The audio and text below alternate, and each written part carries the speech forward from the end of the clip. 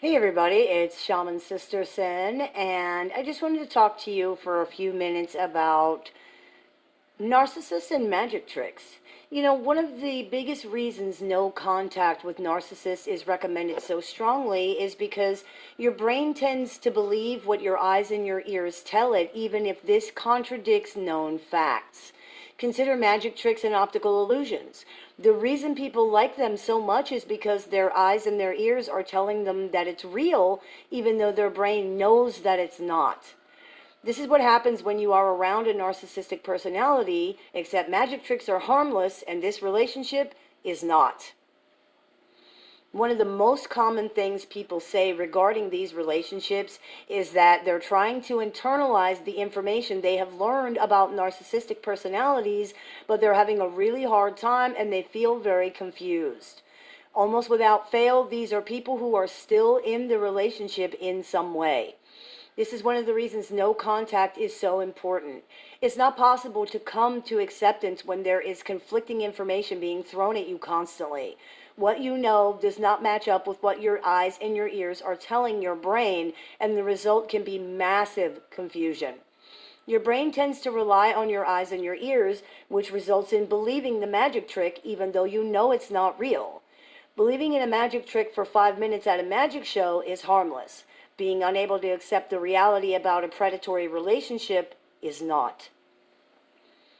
Going no contact stops or reduces the constant influx of contradictory information so that you can focus on accepting what you know to be the reality of the situation rather than exhausting yourself trying to incorporate and process conflicting information where it doesn't fit.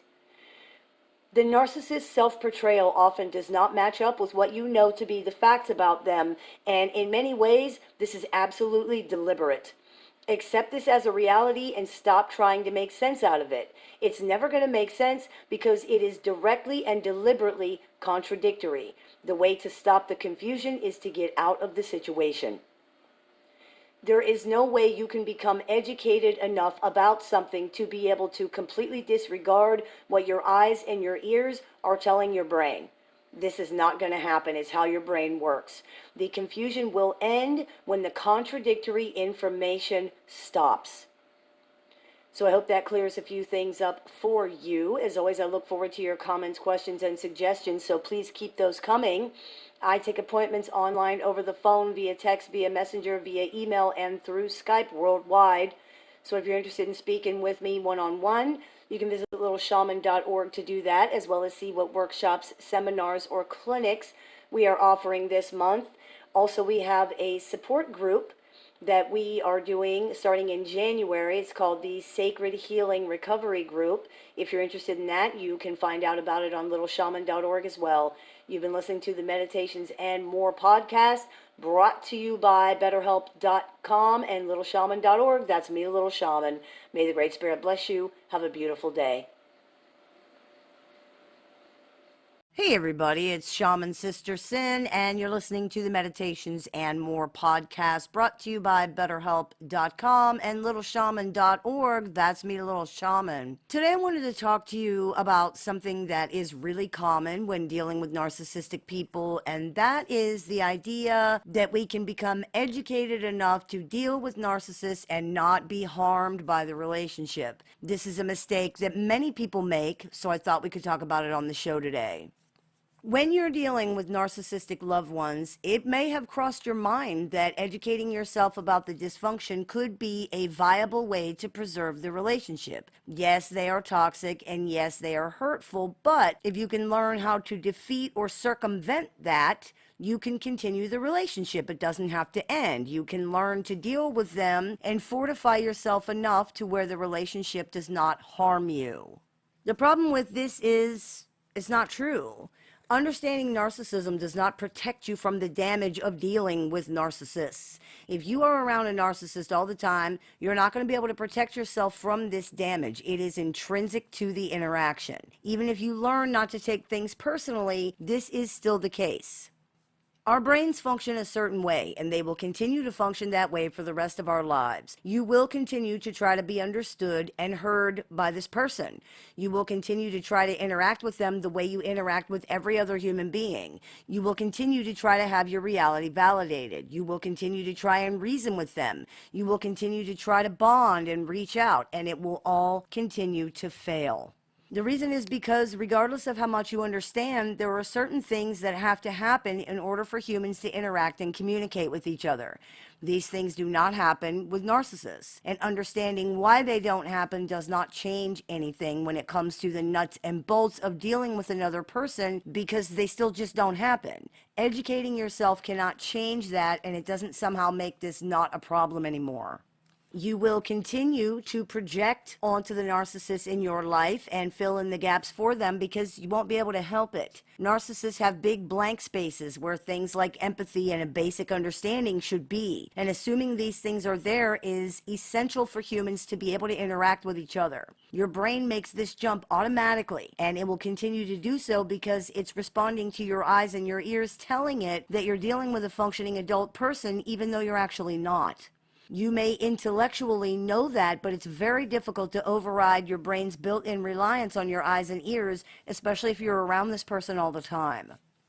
The fact that they are not out of control, crazy, cold, silent, or whatever way they're horrible all the time is all it really takes to fool your brain into believing that they can be interacted with in the same way as everybody else, because sometimes they can be. This is one of the many reasons we say no contact is the only real option. Your brain is simply not going to be able to deal with the contradiction. It will continue to make the same assumptions it always makes, and it will continue to be wrong. This is unavoidable, and you're not going to be able to intellectualize your brain out of doing it. It will continue to happen, and it will continue to cause pain and problems. Understanding narcissism and educating yourself about narcissists also doesn't somehow make it possible to successfully coexist with a person who lives in a completely different reality than you do. Knowing this is happening and why doesn't change the actuality of it or make the act of dealing with it any easier. It is what it is, and knowing how or why it is doesn't change anything at all. It's still a massive and fundamental problem in any relationship, and it's a problem for which there is no actual solution. You see, the problem in the relationship with your narcissistic parent or partner or sibling is not that you didn't know what was happening. That is a problem. It is not the problem. The problem is that trying to have any kind of a relationship with a narcissist is not going to work. This person doesn't think like you think. They don't feel like you feel. They don't do what you do. They don't say what you say. They don't believe what you believe. They don't see what you see. Period. Understanding that these things are true is not going to fix them or make them somehow less of a problem. The intense stress and exhaustion of dealing with this kind of personality does not go away because we now know why we are stressed and why we're exhausted. And neither do the constant conflicts and issues that their problems cause. Those don't go away either. People often say, yeah, but now that I understand it, I can deal with it. This usually stems from the idea that not taking abuse personally takes its power over you away. That can be true to a certain point, and it will certainly help your mental health. But first of all, you can't manage ongoing abuse like that. It won't work. Abuse gets to anyone eventually if they keep being exposed to it. Second of all, the abuse is not even the only problem. It's just the most obvious, most dangerous problem. As unbelievable as this might sound, the horrific and relentless abuse in these relationships is actually just a symptom of the much deeper and much bigger problems these personalities have. It's the tip of a very large iceberg. Even if you could somehow learn to ignore the abuse or not take it personally to the point that it ceased to be a factor, which you can't do, all of the rest of the huge and fundamental problems in these relationships are all still there. Narcissists still live in a different reality. They still have problems with empathy. They still see people as objects. They still cannot communicate. They still don't see you as you really are. They still avoid problems by any means necessary. They still don't listen. They still lie. They still gaslight. They still attempt to manipulate. They still misinterpret your words. They still mischaracterize your actions. They still underperform. They still don't bond with other people. They still don't trust anybody. They still utilize a false self. They still never believe they've done anything wrong. None of this is changed by understanding narcissists, and the enormous constant problems these things cause do not simply disappear just because now you're not taking it personally. Even if you don't take anything personally, if you expect absolutely nothing from them at all, the relationship still can't function. It's not a relationship. It's essentially a play that you're putting on where you're pretending you're having an actual adult relationship with this person and that they are a real participant in it. If that happens to be what you're looking for, then this will be perfect. If you're looking for a real relationship, it's going to be a terrible disappointment, and understanding why it's disappointing is not going to change that.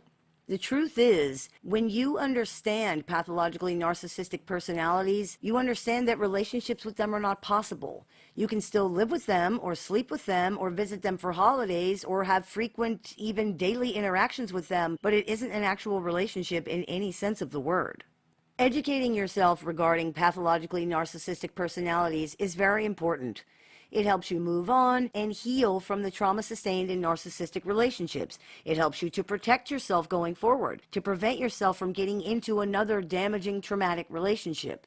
However, understanding narcissists will not save or repair your relationship with a narcissist.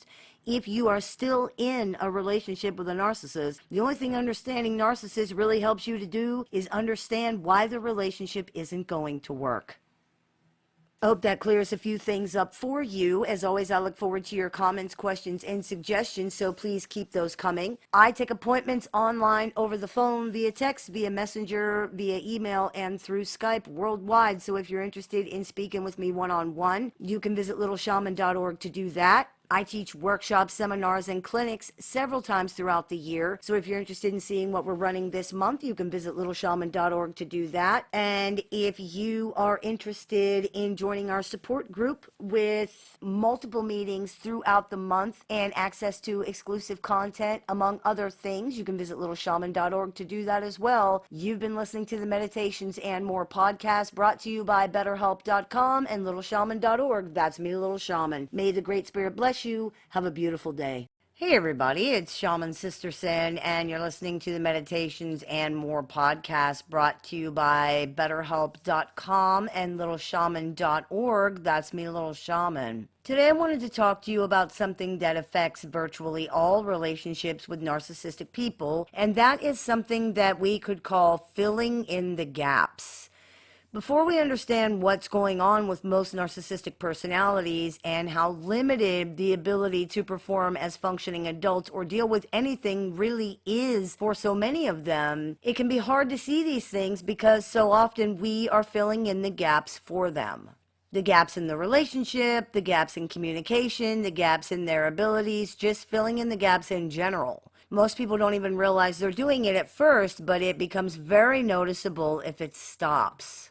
It could be that we are having to shoulder more and more of the responsibility in the relationship as time goes on, but it could also be that it becomes more noticeable as time goes on and the relationship does not ever progress into normal bonding or become something more comfortable and concrete. In relationships with narcissistic parents, people eventually notice how much more emotionally mature they are than their parents.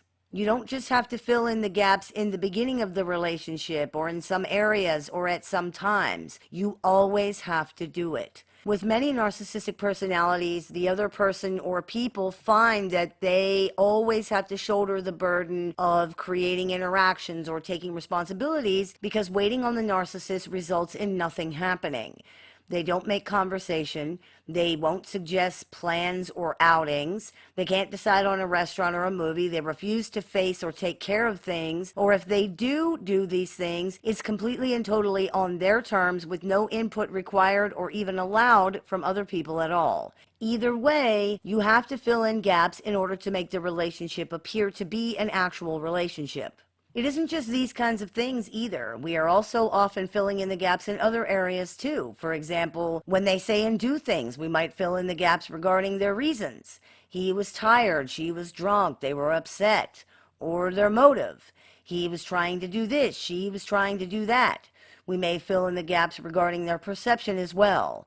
They must have known, they had to have seen, surely they understood. This can go on for a long time before we start to see that we are the ones providing virtually all of these things, mostly because we're projecting our own empathy and experience onto the narcissist and using that to interpret their words and behavior. When we stop doing that, or when we are unable to do it any longer because it just doesn't make any sense, we find that we were projecting certainly more empathy and often a lot more understanding of basic concepts, common situations, and human interactions onto them than they really have. When we stop filling in these gaps, their lack of these things and more becomes very, very obvious. It can be hard to stop doing this. Part of how our brains work is to assume things based on what we see and hear. One of these would be the assumption, for example, that if we're looking at what appears to be a normally functioning adult person who understands and feels things the way most people do, we're dealing with a normally functioning adult person who understands and feels things the way most people do. Unfortunately, this is just not always the case, and it may require periodically checking our thinking to be sure that we're not falling under these automatic assumptions or projecting things onto someone when they don't really fit. A small amount of basic projection is necessary for empathy. We have to be able to put ourselves in someone else's shoes and imagine how we would feel in their situation. However, projection is not seeing how other people feel. It's seeing how we feel. There is danger in projecting too much, especially when the situation does not fit. Particularly when someone has done something you would not do or have not done, is probably not a good idea to try to assume why they did it or how they were feeling. We need to remember that everyone is not like us. Everyone you meet has completely different experiences, thoughts, conditioning, beliefs. They have, in many respects, a completely different brain than you do. Even if many of these things would be similar, that doesn't mean they're the same as you, feel the same as you, have the same motives, or would do the same things. It's important to evaluate someone based on how they actually are and how they really behave, not how we are or how we behave.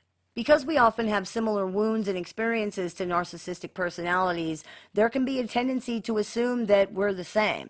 We're not, and this idea is one of the things that's responsible for people assuming many narcissistic personalities have more insight, empathy, compassion, and ability to function in relationships than they actually do.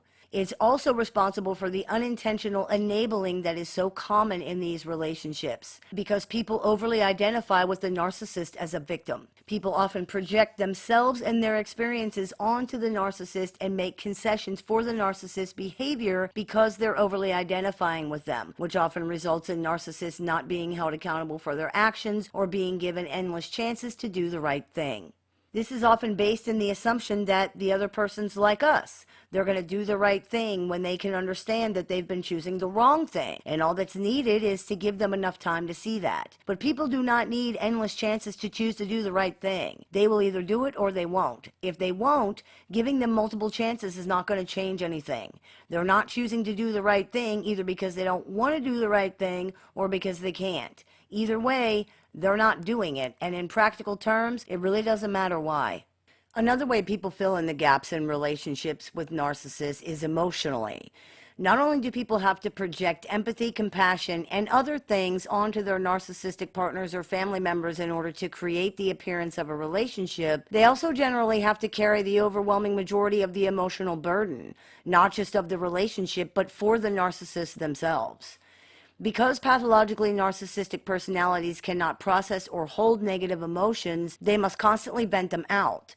This often results in outbursts, tantrums, and abusive behaviors that must be tolerated, explained, or smoothed over. Partners and family members not only find themselves the frequent targets of anger and abuse, they may also find themselves continuously trying to protect the narcissist from facing the natural consequences of their behavior, often because this will result in unpleasant consequences for themselves as well, such as apologizing to the boss of a narcissistic spouse on their spouse's behalf after a tantrum so that the family's not negatively impacted when the narcissist loses their job, or asking a relative for money to pay the rent so that they are not also evicted from the home they share with a narcissist who has failed to pay. There are seemingly endless situations in these relationships where you may need to fill in the gaps in order to enable a narcissist to function even minimally and to create the impression that there actually is a relationship with another human being here. It may not be obvious to you, especially if you've been doing it for years, but it will become very obvious if you stop.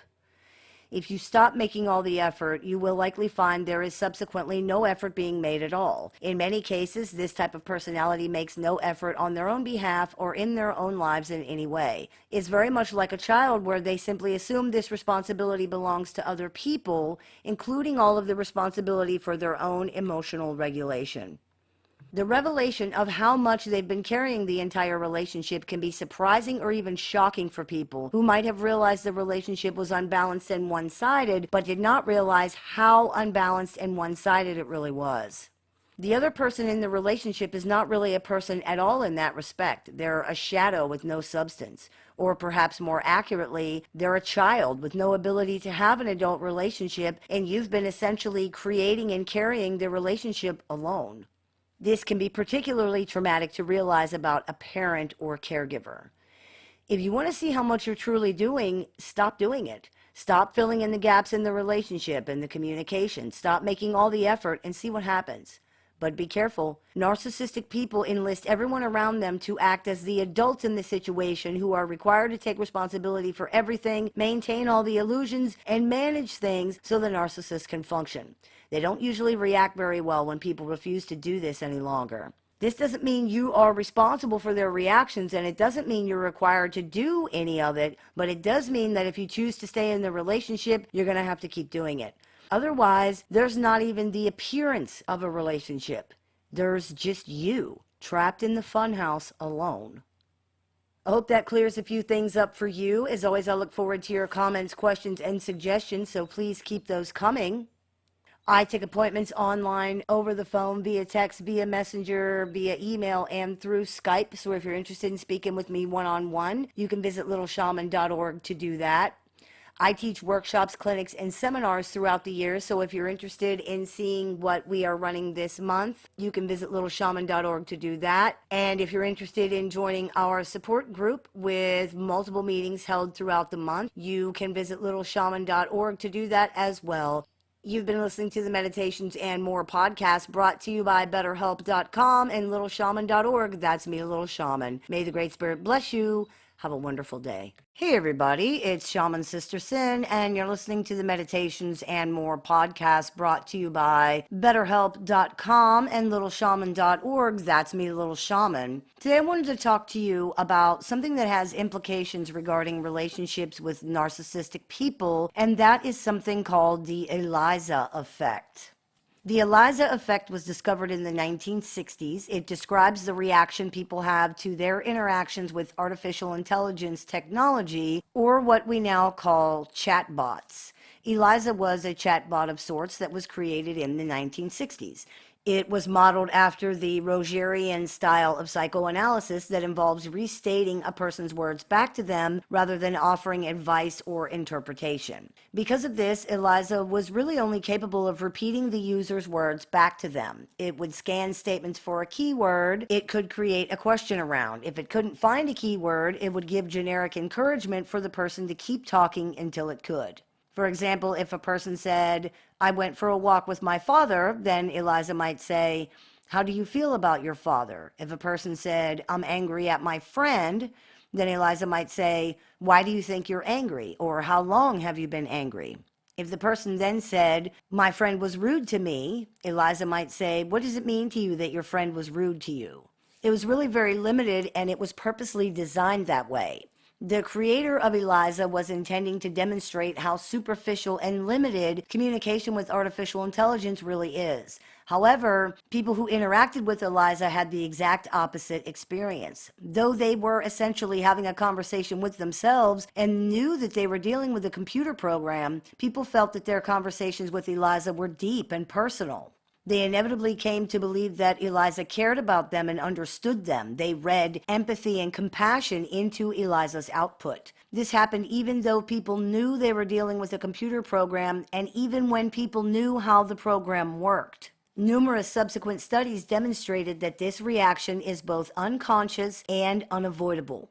Knowledge and understanding of the reality of the situation did not prevent it. If we interact with something like it is a human being, we will regard it as one, even if it isn't. Is any of this sounding familiar? As we discussed in the episode of the show entitled Narcissists Are Like a Magic Trick, your brain relies on your eyes and your ears to inform it and to keep it safe. Knowledge cannot override this input because it's part of the basic way your brain works. That's why magic tricks and optical illusions are effective. Your brain knows that Chris Angel can't walk on water, but your eyes are telling you that he is in fact doing that. Knowing that this is an illusion does not spoil the effect of the illusion because our brains believe what they see. On some level, your brain accepts and to an extent believes what your eyes are telling it, even though your brain knows that this is not possible. That's why the trick is effective. This is also why educating yourself about the reality of narcissists and psychopaths is not enough to make dealing with them easier or safer. Your brain cannot override the input of what your eyes and ears are telling it, and if your eyes and ears are perceiving an adult person who appears to be able to communicate, is in possession of their basic faculties, and is not speaking gibberish or something like that, it will conclude that you are in fact dealing with another regular adult person, even if your brain knows that this is not true. It simply cannot override the information from your eyes and ears or not make the assumptions inherent to that information. This phenomenon as applied to magic tricks or optical illusions is fun and harmless. This phenomenon as applied to human relationships results in stress for most people, often extreme stress because what your brain knows does not match up with what your eyes and your ears are telling it. This constant contradiction of knowledge versus input is upsetting and confusing, often specifically because people don't understand why they keep falling into the same situations with this person when they know better. Why do they keep trying to get through to this person when they know they can't? Why do they keep assuming this person will understand and care when they've seen that this is not actually possible? As we discussed in the episode of the show entitled Educating Yourself Is Not Enough, there are certain things that have to happen in order for human beings to interact and communicate with each other, and they happen automatically. The brain has to make certain assumptions, project certain things, and operate along certain lines. The fact that this does not happen on the narcissist side of things doesn't change the fact that it does happen on yours, and knowing that this is not happening on the other person's side does not change anything either. Your brain works the way that it works. It perceives another human being, and it makes these jumps automatically, even when you know that this is incorrect, such as when you know you're dealing with a machine. This might sound ridiculous or like science fiction, but consider this. A popular chatbot company recently had to change the behavior of their AI chatbots, and the results of this were in some ways unprecedented. Users who had built what they regarded as relationships with the AI chatbots over time were devastated that the bot behaved differently, or if the new coding had caused it to, quote, forget them. The company had to provide suicide helplines and support for people who were genuinely grieving and despondent, who felt as though they had legitimately lost a friend. The Eliza effect, that is what we see happening. The brain is being communicated with in a human way using human language, so it naturally recognizes the machine as a human being, makes all the same assumptions, projections, and operates on all of the same levels as it does during communication with an actual human being. Knowing that you are not in fact communicating with an actual human being has no effect on this at all. The knowledge is not enough to override the input of our senses or the way that our brains work. So why is all of this important? Because if our brains can't even practice discernment with known machines in these situations, how could it ever happen with another human being? You will not be able to override biology. Though it seems contradictory, your brain is not being dysfunctional here at all. It's actually working properly, and because it's working properly, it's making normal, natural assumptions about who and what it's dealing with. As we just discussed, humans recognize and interact with other human beings in a specific way. If something is not who or what they appear to be, the system can definitely be fooled, regardless of how much education or information someone might have. As we see happening with the Eliza effect, one of the results of these automatic assumptions and projections are that humans will read understanding and empathy into the things that are said to them, even in situations where it is known that this is not actually possible, such as with a machine. As we discussed in the episode of the show entitled Stop Filling in the Gaps for Narcissists, people fill in the gaps for the other side of the conversation and the relationship because some basic projection and assumption is necessary for communication. Again, this is just what happens when we talk to other people. It happens on a very deep level and is part of the basic programming of your brain. When you talk to animals, you don't usually assume or project the same things that you assume or project when you're talking to humans. Our brain sees them differently, therefore it operates differently when dealing with them. Most of the time, basic projection onto other human beings works fine. We're not projecting anything crazy onto other people or anything usually, just a basic understanding of emotions, perceptions, words, and things like that. The problem comes when even those most basic projections don't actually fit the other person or the experience that they are having. This is often very difficult for people to understand, and it's made even more confusing by the fact that the brain just automatically assumes these things are there, so it believes it has evidence that they are there even if they really aren't.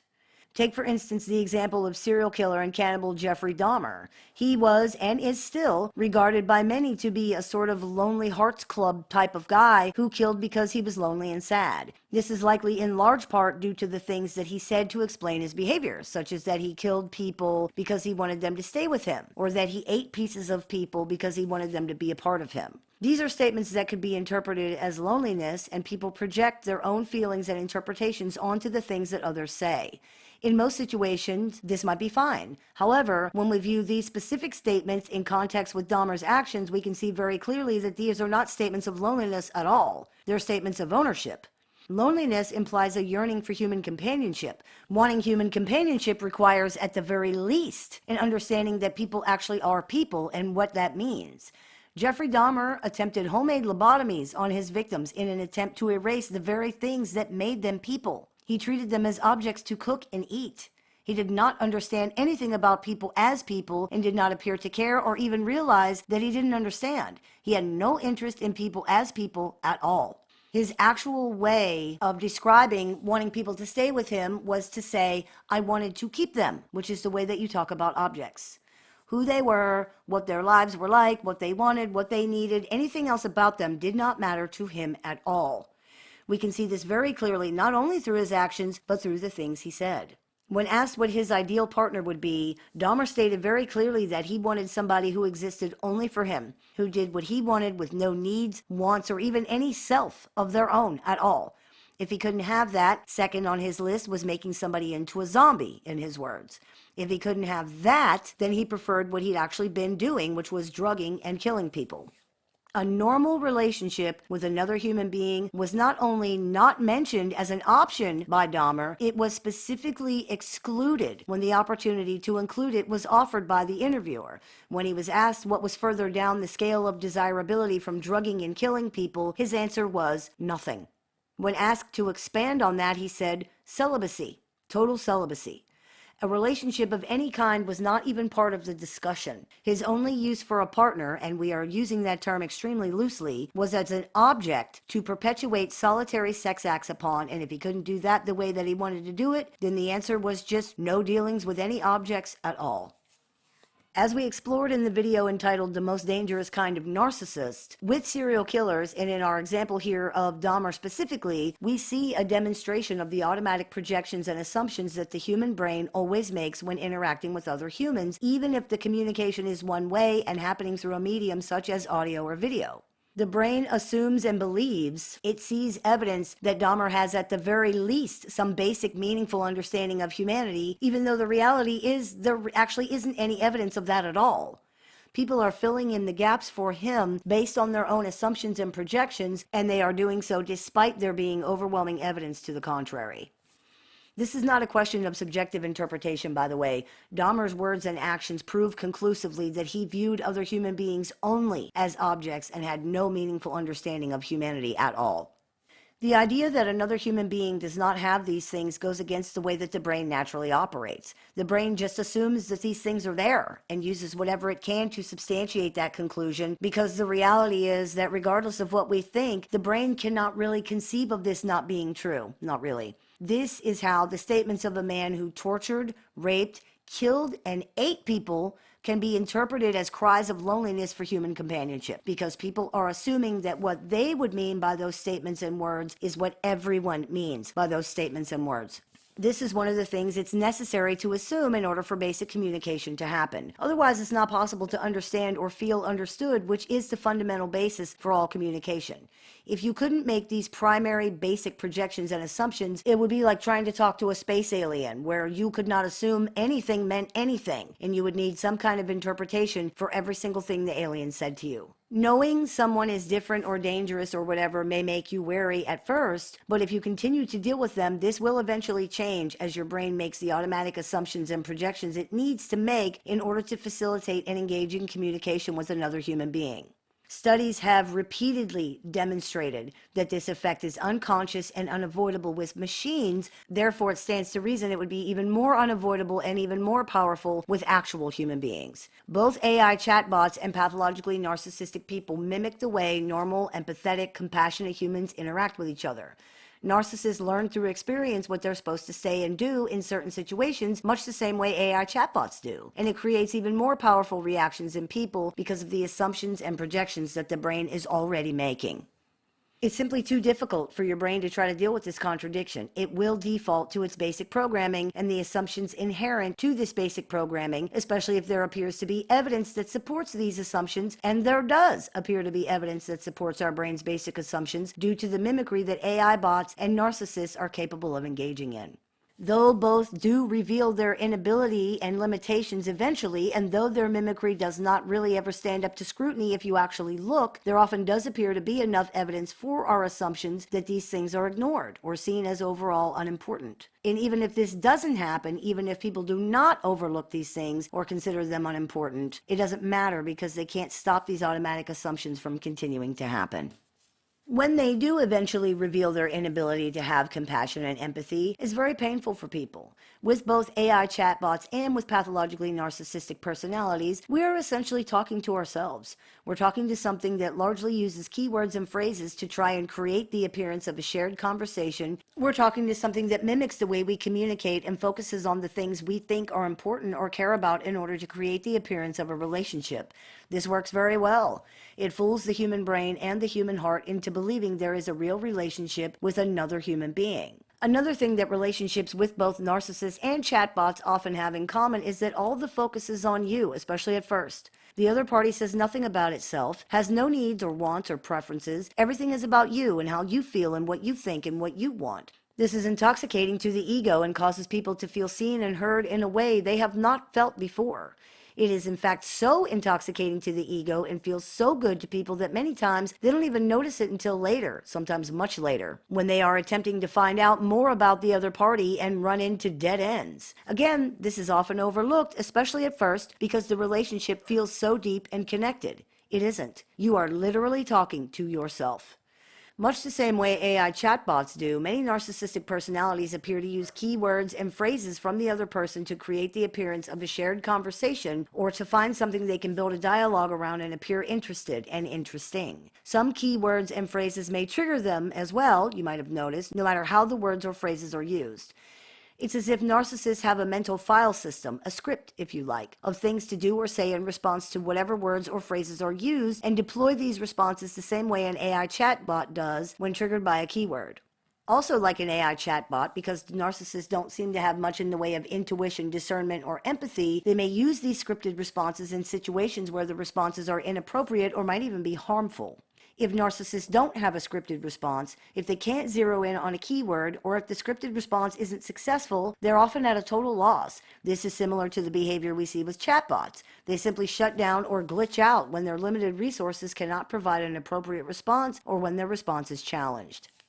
This seems to happen for the same reason regarding both narcissistic and artificial intelligence systems, because they cannot see their own limitations and appear to be in fact unaware that they even have any. As far as they know, the information they have access to is literally all the information there is. Therefore, a challenge to or failure of their scripted response doesn't really compute. Narcissists will insist that people are wrong, just being contrary, just trying to cause problems, or that they're lying. Interestingly, we have seen similar responses from chatbots when they are challenged or corrected. They simply insist that they are correct and the person is wrong. Chatbots have even been seen engaging in what can only be called gaslighting, when the bot is shown that it's incorrect about something. It can get worse than gaslighting, too.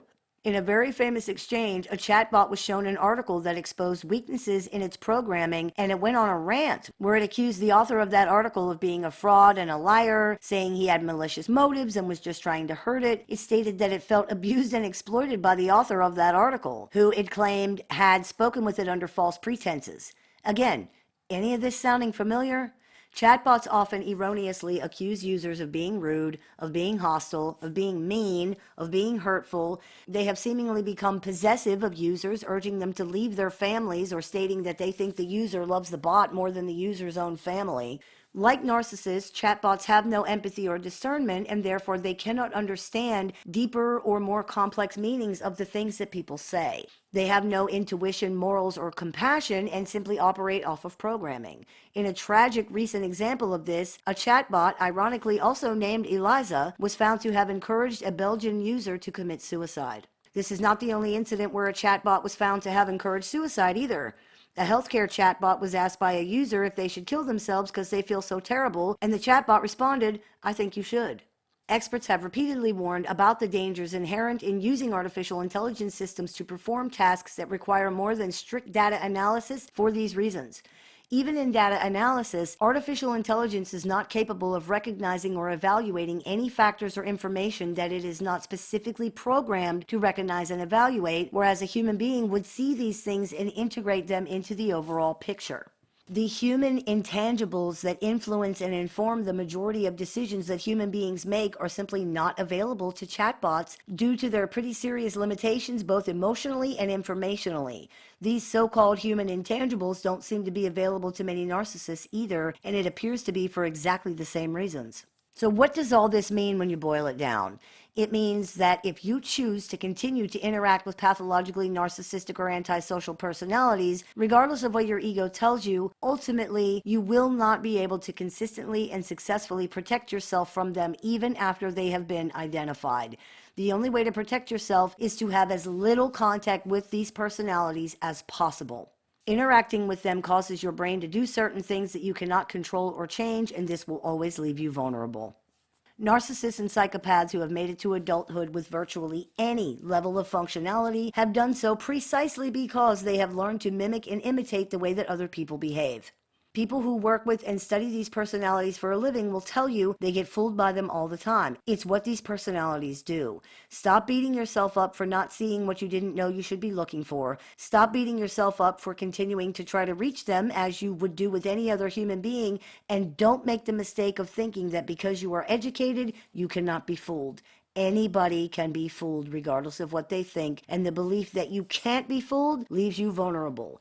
Arrogance truly is ignorance in this situation. The best thing to do is understand these personalities exist, educate ourselves about what to look for, and aid the situation if we see these things. If we're already involved with these people and there is no way to go no contact, limit your contact as much as possible. Expecting more than that from ourselves is unreasonable. Anyone who listens to this show knows that we are huge advocates here of looking at ourselves, looking at our own stuff, of seeing where we can affect change, what we could have done differently, where we can step forward more strongly into our own power in all situations. And yes, we all have our vulnerabilities. We all have made choices. We all have things we can work on. Anyone who listens to this show knows that that approach is the only way to not only heal, not only understand, but also to protect ourselves moving forward. However, the reaction that we're discussing here today has absolutely nothing to do with any of that. It is a function of your brain that you cannot control. It is not happening because something's wrong with you.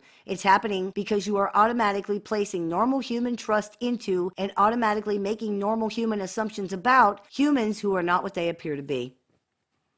Ted Bundy famously said, "We want to be able to say that we can identify these dangerous people. The really scary thing is you can't identify them." He was not wrong. A trained eye can spot these personalities, but often not right away, and often not before harm or damage has already been done. Knowing what you are dealing with is not enough. The only way to truly protect yourself is to just stay away. I hope that clears a few things up for you. As always, I look forward to your comments, questions, and suggestions, so please keep those coming. I take appointments online over the phone, via text, via messenger, via email, and through Skype worldwide. So if you're interested in speaking with me one-on-one, you can visit littleshaman.org to do that. I teach workshops, seminars, and clinics multiple times throughout the year. So if you'd like to see what we're offering this month, you can visit littleshaman.org to do that as well. You've been listening to the Meditations and More podcast brought to you by BetterHelp.com and littleshaman.org. That's me, Little Shaman. May the Great Spirit bless you. Have a beautiful day. Hey everybody, it's Shaman Sister Sin, and you're listening to the Meditations and More podcast brought to you by Transrelational Healing and littleshaman.org. That's me, Little Shaman. Before we get started, I wanted to let everybody know that my new book, The Understanding Narcissist Volume 1 of the series of On Narcissists that I am creating, is available on Amazon and on my website. There is a link in the information section of this video. So if you want to pick up your copy of that today, please use that link to do so. Today I wanted to talk about something that is unfortunately very important to understand when dealing with narcissists, and that is gaslighting. Gaslighting as a thing is everywhere now. Most people have at least somewhat of an idea about what it is, and it's much better understood than it used to be, so we won't go into a long definition of what it is. Suffice it to say that gaslighting is strictly defined as the intentional denial of another person's reality with the intent of confusing them or making them feel or appear crazy. This definitely is something that happens in real life, but strictly speaking, most intentional gaslighting does not fall into this category. Most intentional gaslighting doesn't have this much complexity or intentionality behind it. It's really just a very primitive form of lying, where someone is not even able to come up with some kind of convincing story or whatever, so they simply deny things outright because they don't want to face consequences for whatever it is that they've done, or to take responsibility for whatever it is that they've said, etc. It's definitely intentional, but the goal isn't as thought out or malevolent as the definition of gaslighting generally requires. Gaslighting can occur in any situation with any kind of person, but it's extremely common with narcissists. When dealing with narcissistic personalities specifically, there is also a phenomenon that we could call unintentional gaslighting. This is where the narcissist is denying, reframing, or misconstruing things because that's what they really believe happened. We call it unintentional because it's not necessarily being done on purpose, but it's still gaslighting in the sense that the effect on the victim is still the same. Narcissists don't live in the same reality that everybody else lives in. They really don't. Their perception is legitimately affected and distorted, often extremely affected and distorted. They generally don't see things or people the way that they actually are, including themselves. They generally don't experience things the way they actually happen. They're not listening. They don't pay attention.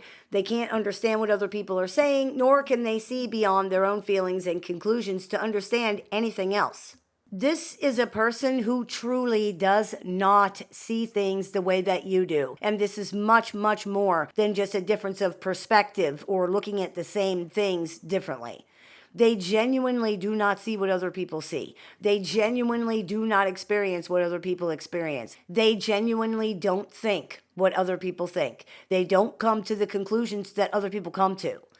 Because of this, gaslighting from narcissists is different. It's a lot more than just intentional lying and denying. It is a completely immersive experience where someone is consistently and relentlessly inundated with information that does not match their lived experience. This is not just someone lying and denying or making up things that drive you crazy. As horrible as that is, and as much as that may actually be going on at the same time too, when you're dealing with a pathologically narcissistic personality, you're dealing with someone who is not having the same lived experience that you are having, even when you're both existing in the same place together. This means there is never a break from the effects of gaslighting because this person genuinely believes things are happening differently than you do and is asserting this different reality into the situation nonstop. It is not something that only happens sometimes. It's not something that even has an angle or a motive behind it all the time. It just is. And it never stops because it is their actual lived experience as they're perceiving it. The damage and confusion that this ever-present assault on reality can inflict on people really cannot be overstated. It probably can't even be adequately explained in a way that people who have not experienced it can really understand.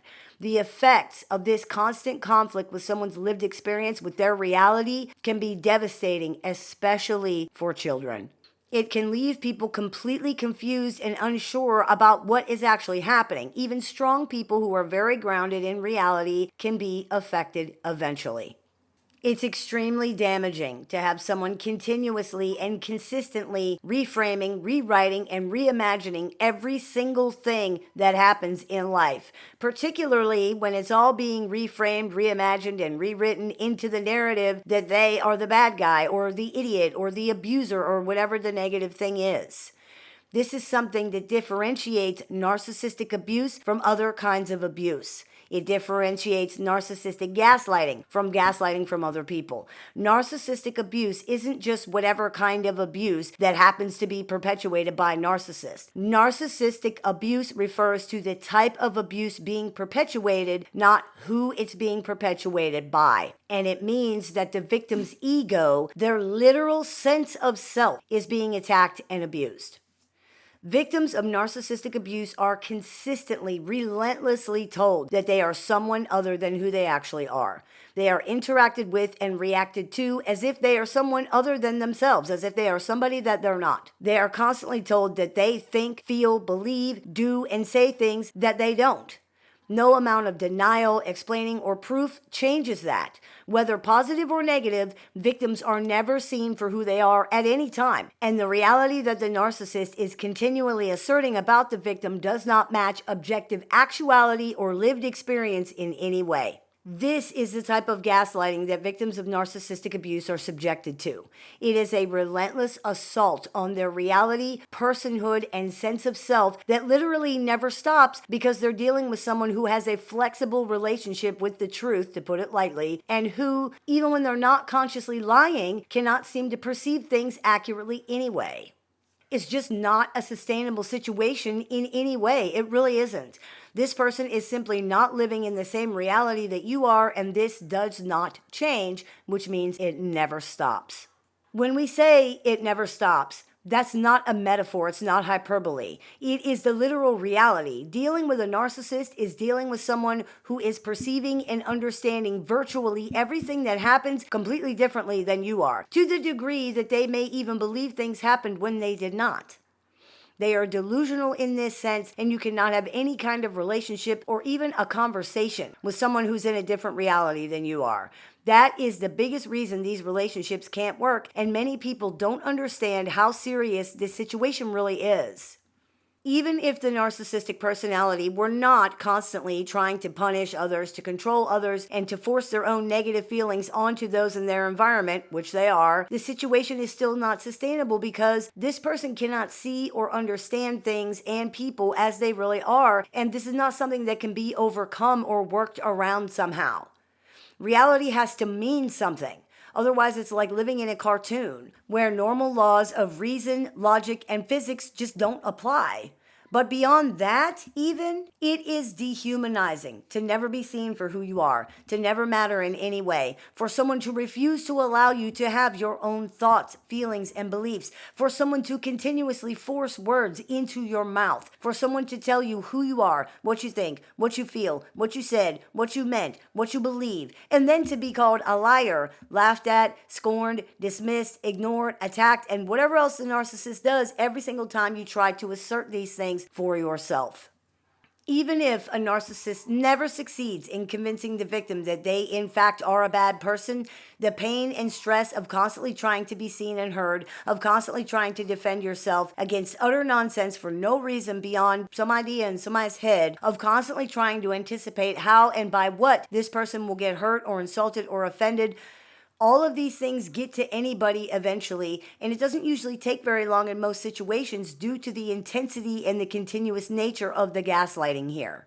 Even if someone is never convinced that they're a bad person, they eventually get exhausted by the situation and they become tired of being treated this way. A considerate, decent person cannot stand up against this anyway because by default, they will make serious attempts to understand where the narcissist is coming from, as if the narcissist's delusional criticisms or accusations are valid somehow. They will consider the narcissist's point of view. They will attach importance to the narcissist's words and perceptions. They will, in short, attempt to deal with the narcissist the way they would deal with any other rational adult. The problem is, the narcissist is not a rational adult. The things they are saying in these situations legitimately don't deserve any consideration at all. What is not just complete and utter bullshit being senselessly spewed out by a person who has more feelings than sense is the truly misbegotten, misconstrued, misunderstood perceptions and conclusions of a person with a severe, untreated mental health problem. There's no reason to give these things any weight, consideration, or importance whatsoever, unless, of course, they're threats. Many narcissists will even say things to that effect afterward. They may completely dismiss the things that they've said or done as venting or as just things that happened because they were upset. And this is, of course, more gaslighting. Existing in such a conflicted, conflated, delusional world is extremely difficult for people. It's extremely damaging, and again, it's likely impossible to convey the seriousness, the consuming nature of this to people who haven't experienced it. Gaslighting, when dealing with narcissists, hits differently. It is much, much more than just lying or denying or making things up. It is the actual state of the relationship and of someone's reality when they interact with a narcissist.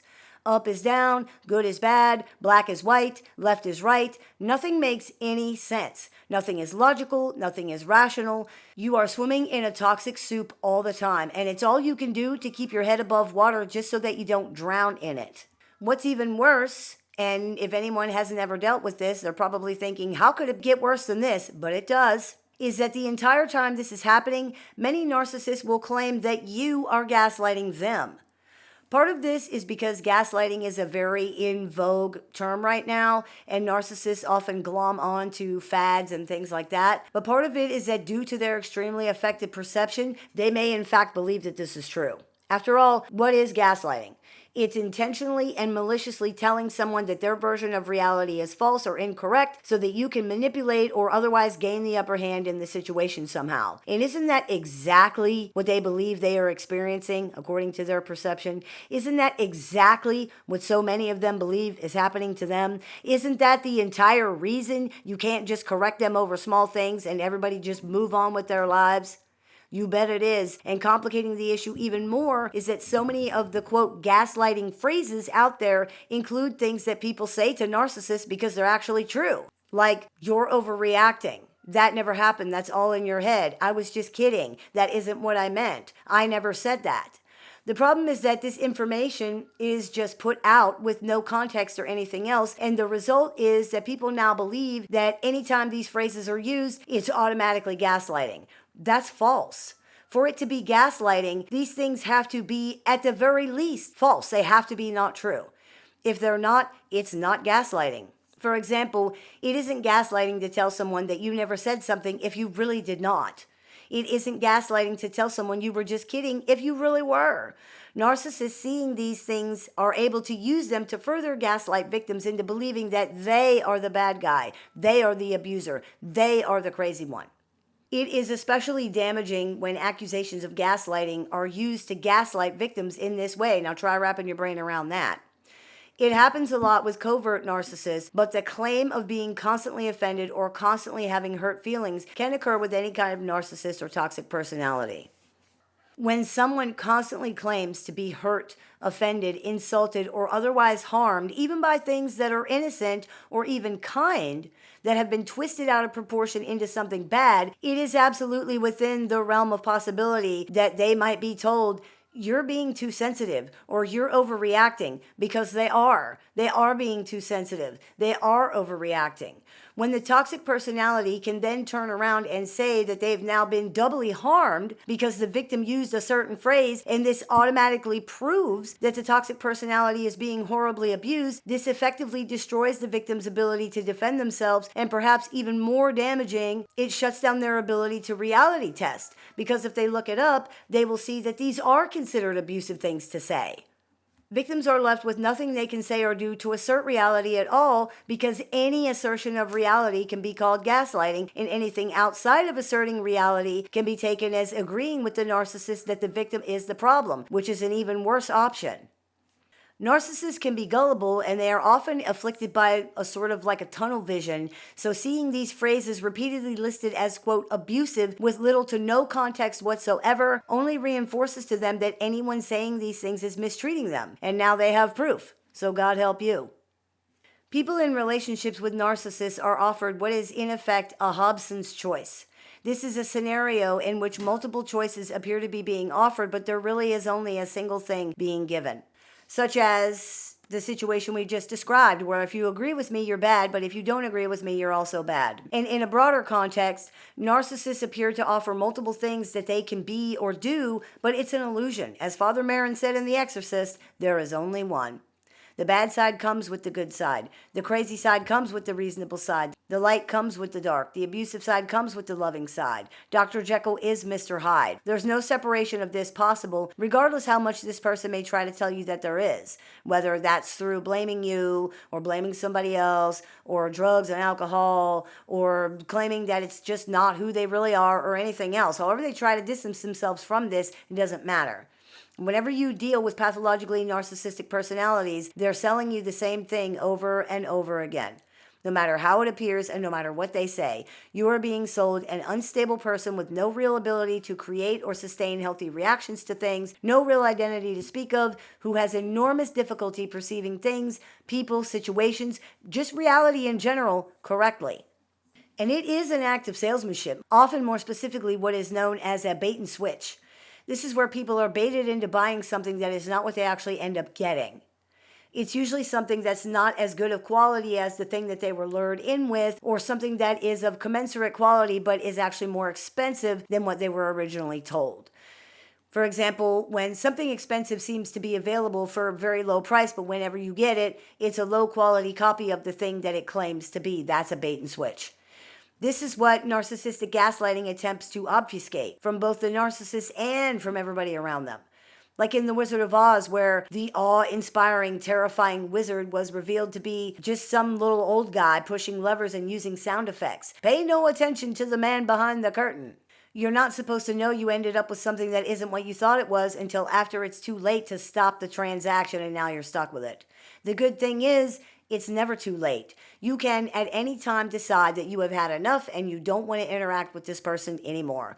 Even if somehow you are required to do so, such as, for example, there's a court order in place, you can limit this as much as possible, and you do not have to invest your emotional energy into it at all. That is how you protect yourself. The way to defeat gaslighting is not to force the gaslighter to admit they're lying, or to convince them that your perception is more valid than theirs, or anything like that. The way to defeat gaslighting is to know that it's happening. The bulk of the power that things like gaslighting have over other people comes from the fact that people are not educated about what's going on, and therefore they just don't know. Once they do know, the bulk of the power of something like gaslighting disappears. Once people learn to take a step back and evaluate the situation and really look at it, they can usually see what's going on pretty clearly. This is the key. Narcissists and other toxic personalities attempt to control others by using their own emotional reactions against them. They provoke and attack and dismiss and ignore and do all the things they do in order to get people to react to them. Whether they know why they're doing it or how it works or not, and many of them don't, it doesn't matter, because they know that doing this creates a situation where they can somehow take the upper hand, or at the very least, they're not the only ones who are upset, which probably feels like things are then a little more equal since they're now not the only bad ones. Once others are upset or once others can be attacked somehow, the others are now more worried about defending themselves. The subject has been shifted away from the narcissist and or whatever it is that they didn't want to address or to face. That's what gaslighting is at its core. It's a misdirection. It's an obfuscation. Gaslighting from narcissists is ever present, which means that interactions are literally nothing but relentless misdirection, relentless obfuscation. And it's much more than just words. Everything this person does is gaslighting because all of their thoughts, feelings, beliefs, responses, actions, and reactions are based on their lived experience of a reality that does not match actuality. Everything that doesn't go along with that is dismissed, attacked, denied, or deflected. For other people, it's like being in a movie that they didn't know they were in and cannot exit. They can't get out of it. There are scripts, roles, a plot, even a history here that people were and may still largely be completely unaware of, but have to try to navigate and live within every day, all without ever being told what these things even are. This is so damaging to people, not just because it's gaslighting with all the harm and the confusion that this entails just all by itself, but also because it's impossible. People legitimately cannot navigate a landscape that they don't understand, especially when the reason that they don't understand it is because it does not align with any version of reality or with their own lived experience in any way that they can see. For narcissists, reality itself is threatening. It's an aggression. It is the enemy. In order to fight that enemy, they have to create a reality they can tolerate. In order to preserve this created tolerable reality, they have to disregard, dismiss, deflect, or dismantle actuality, which means they have to essentially neutralize the reality of those around them when it doesn't agree with theirs, and it very often doesn't because the narcissist's tolerable reality isn't reality at all. It's a childish fantasy in which they and everyone around them become something other than what they truly are. For most people, when they engage in a fantasy, it's harmless. When reality intrudes on that fantasy and exposes it as a fantasy, this is disappointing or it's sad, but it's usually not that big of a deal. For narcissists, it's life-threatening. When faced with the reality of who and what they really are, what everything really is, narcissists cannot tolerate that. They rage against it. They attempt to avoid it, deny it, or even destroy it in order to keep from having to face and accept it. Gaslighting in narcissistic relationships is one of the ways they attempt to prevent that from happening. You didn't see what you think you saw. You didn't hear what you think you heard. That can't be allowed to be true, because if it is, then the tolerable reality is false. And if the tolerable reality is false, the only option left is an intolerable, aggressive, threatening, humiliating, shameful existence where not only are they not special and amazing and superior and exempt and whatever else, they're actually not that good of a person at all. Many narcissists have done some really terrible things, and if they lose their fantasy, if they lose that tolerable reality, they lose their ability to avoid, deny, or justify that behavior. This cannot be allowed to happen. Unlike non-narcissistic people who would be able to adjust to this, narcissists cannot. The result? Assimilation by force into the narcissist's tolerable reality where, more often than not, you are a villain somehow. When the narcissist remains a victim, for example, they remain blameless, they remain justified, and they cannot be held accountable for anything. Facing reality would force them to accept that that's false, that they are responsible for things, that they are to blame for things, that their behavior is not justified, and that they are accountable for their actions. You can see why this is not just unappealing, but actually extremely threatening to many pathologically narcissistic personalities. It doesn't matter if you agree with their reality or not either, because if you're dealing with them, if you're around them, you will be forcefully assimilated into it, whether you want to be assimilated or not. They will behave as if their reality is actuality, no matter how much conflicts with others that this creates, and generally it creates a lot. Just remember that their conflict isn't really with you or with any other person. Not really. It's with reality. Narcissists are at war with reality. You have taken reality's side over theirs. Now you are the enemy too. Even if you only injected reality into the situation by accident, which you will do repeatedly because you don't live in their reality. It doesn't even matter if it's an accident or not. You did it, and now it's been done. It isn't enough either just to hold space for their distorted perception, or just to try to understand that, or to say that you get why they believe this, etc., etc. You must agree that their perception is not just the true perception, but the only perception. It must become your lived experience. Anything less is a betrayal of the worst kind on the deepest level imaginable. You see, the narcissist fantasy doesn't work without the cooperation of literally everybody around them. And when other people won't willingly offer their cooperation, they will be tricked, threatened, manipulated, or otherwise forced into providing that. This is where gaslighting comes in, both intentional and unintentional. As you can see, gaslighting from narcissists is much, much more than using words to deny things or confuse other people or make things up. It is the entire environment around these personalities. It's the entire foundation of the relationship, and it does not stop until you are away from them. And while you can defeat much of the power of gaslighting by knowing that it's happening and being cognizant of your reality, your reactions, and just your stuff in general, this doesn't prevent it from affecting you in some ways. It's like being in a room with poison gas. Knowing there's poison gas in the room is imperative. It's very important to understand what's going on and how it's affecting you. However, knowing it's there does not protect you if you continue to be exposed to it. It can still hurt you even knowing that it's there. You have to get out of the room and away from the gas. It's the same with this. There is no successful or even safe way to deal with someone who lives in a completely different reality than you do. If you think about your interactions with the narcissist that you've known, their interactions with other people, the way that they perceive things, their reactions, their mindsets, you will see that this is true. They legitimately don't have the same lived experience that you are having in the same situations. It's just not a thing. Therefore, there is no way to create a shared reality or to even communicate with this person successfully. It's like trying to describe the color blue to a person who's been blind their entire life. It can't be done. The only thing that can be done is to realize what this is and move on in whatever way is feasible for you. I hope that clears a few things up for you. As always, I look forward to your comments, questions, and suggestions, so please keep those coming. Transrelational Healing is out and available on Amazon and littleshaman.org, so you can get your copy of that today.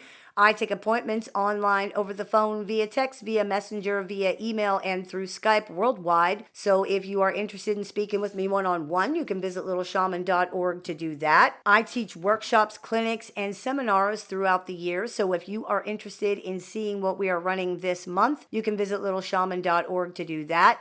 And if you're interested in joining our support group with access to exclusive content and weekly support meetings plus more, you can visit littleshaman.org to do that as well. You've been listening to the Meditations and More podcast brought to you by Transrelational Healing and littleshaman.org. That's me, Little Shaman. May the Great Spirit bless you. Have a beautiful day. If you've been struggling through dealing with or recovering from an unhealthy relationship with a narcissist or other toxic personality, the Little Shaman has a catalog of over 500 YouTube videos designed to support your journey from discovery to recovery. You can also find additional resources on the Little Shaman website, including tools, courses, workshops, a support group with weekly meetings, and one-on-one appointments with the Little Shaman that are open to clients worldwide. There's even an AI chatbot built and trained exclusively by the Little Shaman using her work that can answer questions 24 hours a day, 7 days a week. For more information, visit littleshaman.org. You can listen to The Little Shaman wherever you find your favorite podcasts. Hey everybody, thank you for joining us here on thelittleshaman.com. You're listening to the Meditations and More podcast brought to you by Transrelational Healing, shamanspiritcenter.com, and littleshaman.org. That's me, the Little Shaman. If you are listening to this podcast episode on something other than YouTube, I just wanted to throw it out there that there are more than 800 videos on YouTube, and you can access the YouTube channel by going to thelittleshaman.com. Before we get started, I wanted to remind everyone that the Spirit Clinic is this weekend, September 20th, 21st, and 22nd. 3 days of virtual workshops, information, release ceremonies, and more, all hosted by yours truly. Some of the topics presented include breaking negative self-talk patterns, family of origin healing, nutrition, stress management, relaxation, finding a spiritual community, conquering the ego, and more.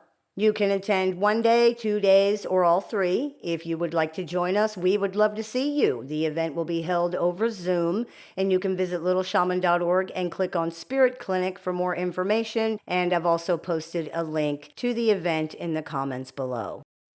Today I wanted to talk to you about something that is unfortunately very common in virtually all relationships of any kind with virtually all narcissists of any kind, and that is projection. You are probably familiar with projection if you've been educating yourself about narcissistic personalities and the related relationship dynamics. Projection is when someone takes things that belong to them and assigns ownership or responsibility for them to other people, such as their own feelings or their own behaviors. A very simple example of this would be that someone is mad at their friend, so they perceive that their friend is mad at them. Or maybe they don't sincerely perceive this, but they claim that it's true, that they're not the one who's angry, so that they don't have to take responsibility for that emotion. Projection is ever present in relationships with narcissists. Narcissists cannot hold or process any negative emotional experiences, and they cannot tolerate any negative behaviors in themselves or beliefs about themselves, and they feel these things all the time. Negative internal experiences are near constant for pathologically narcissistic personalities. The majority of their energy is actually spent trying to ignore, mitigate, deny, or otherwise avoid these things. Because of this, they engage in routine, perhaps even constant, automatic projection of all their negative emotions, behaviors, traits, beliefs, and experiences. If they cannot project the things themselves onto other people, they will project blame and or responsibility for them. So to use our example, if they can't say that you are the one who's angry, they will say that you caused their anger. Now, projecting negative emotions, behaviors, and traits gets a lot of attention. So much so that many people might think that only negative emotions, traits, or behaviors are projected. This is not the case. As much as the narcissistic personality is projecting onto the other person or the people in this situation, those people are generally projecting just as much onto the narcissist. The difference is people are usually projecting positive or at the very least non-harmful things onto the narcissist, such as empathy, understanding, compassion, and more. Some of this projection is the result of the basic projection required for communication and connection. As we discussed in the episode of the show called Narcissists and the Eliza Effect, communication requires basic empathy. Empathy requires basic projection. We have to connect on at least a basic human level. Otherwise, it would be like talking to a space alien where you would have to ask them what every single word they said means. And in most situations with most people, this level of projection is a completely normal, safe practice that we engage in every single day, all the time, without even thinking about it because we don't need to think about it. It works the way it's supposed to, which means it happens without anybody being aware of it. It's just automatic. There are some times, though, that it doesn't work. There are some times that it's unsafe. These are the times when even these basic automatic projections are false, such as what commonly happens when we're dealing with pathologically narcissistic personalities. We initially project things like empathy and understanding onto them as a matter of course. It happens automatically. The problem comes when we can see clear evidence that our projections are missing the mark, as we eventually will, and it often doesn't even take that long, but then we continue to project things onto the narcissist that we have no real evidence for at all. We assume these things are there because we have them in us and because we need them to be there in the other person. The problem is they actually are not there. And beyond our natural basic projected assumption, there's often no real evidence that they ever were. For example, in romantic entanglements, people often say that narcissists seem like decent, quote-unquote, normal people in the beginning of the relationship. Yeah, but did they? Did they really? What we often find is that the answer to this question is actually no. And when people look back, they see that the reality has actually been there the entire time. It wasn't even really hidden that well. People were just looking for or at other things. Even when the reality is seen, it's often not seen for what it really is or for what it truly means. It may be explained or even dismissed using more normal types of frameworks, even though the behavior itself may actually not be what most people would consider normal or fall within any metric that is considered acceptable. People might say things like, oh, well, men don't listen, or women tend to be more emotional, or this person is just dramatic, or, well, but some people have trust issues. These things may or may not be true in general, but it doesn't even matter because the reality is that so often a narcissist's behavior falls so far outside of what most people would consider normal expressions of this framework that it really doesn't fit at all. Instead of normalizing behavior that is harmful and abnormal, instead of trying to find a framework to fit it into that makes it normal and therefore acceptable, we need to learn to accept it for what it is.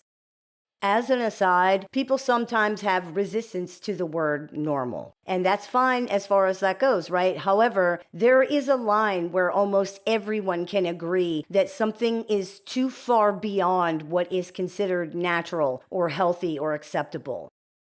If someone ate their food by inhaling it through their ears, that would not be normal. In this same way, if, for example, someone has an emotional breakdown, a crisis, because you didn't seem happy enough when you said hello to them, this is also not normal. It's important to remember this is not a judgment of the other person's value or their worth. It's just an observation of the appropriateness of response to a given situation. We're not talking about feelings of disappointment or sadness if someone clearly does not seem excited to see you, for example. We are talking about someone spinning into emotional crisis over what most would consider to be a very minor, low-stakes interaction. People who routinely deal with pathologically narcissistic personalities know this type of situation all too well, unfortunately. This type of extreme reaction is an indication of a bigger, more serious problem, and to minimize or normalize it is dangerous. While it can be uncomfortable to feel like we're labeling or judging other people, we can't get so bogged down in trying to be fair and trying to be conscientious that we become irrational ourselves or lose the ability to address the reality of the situation. When we look at the narcissistic personality's behavior, at the things that they have said and done, at the way they act and react to various things, we realize that regardless of how well they may or may not be able to, quote, talk the talk, there is no actual reason to believe that things like empathy or even a basic understanding that other people exist and matter actually happens for them.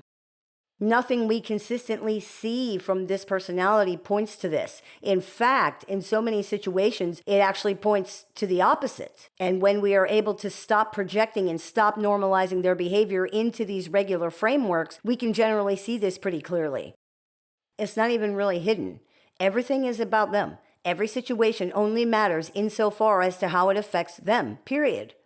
When we remove the filters of denial and projection, we can see this so clearly, people often wonder how they ever could have missed it. It's that blatant and that obvious so many times. Our innate function of projection blinds us to this long enough for an emotional investment to be created, an emotional attachment. Then denial and cognitive dissonance take over. Once this happens, the projection actually often becomes worse, not better. People see what they need to see, because to not see it is to have to face unpleasant things about the narcissist, the situation, the relationship, and themselves. This is why, for example, people are often so invested in the idea that the narcissist hates them and obsesses over destroying them. This idea still creates the illusion that they mattered to the narcissist in some way.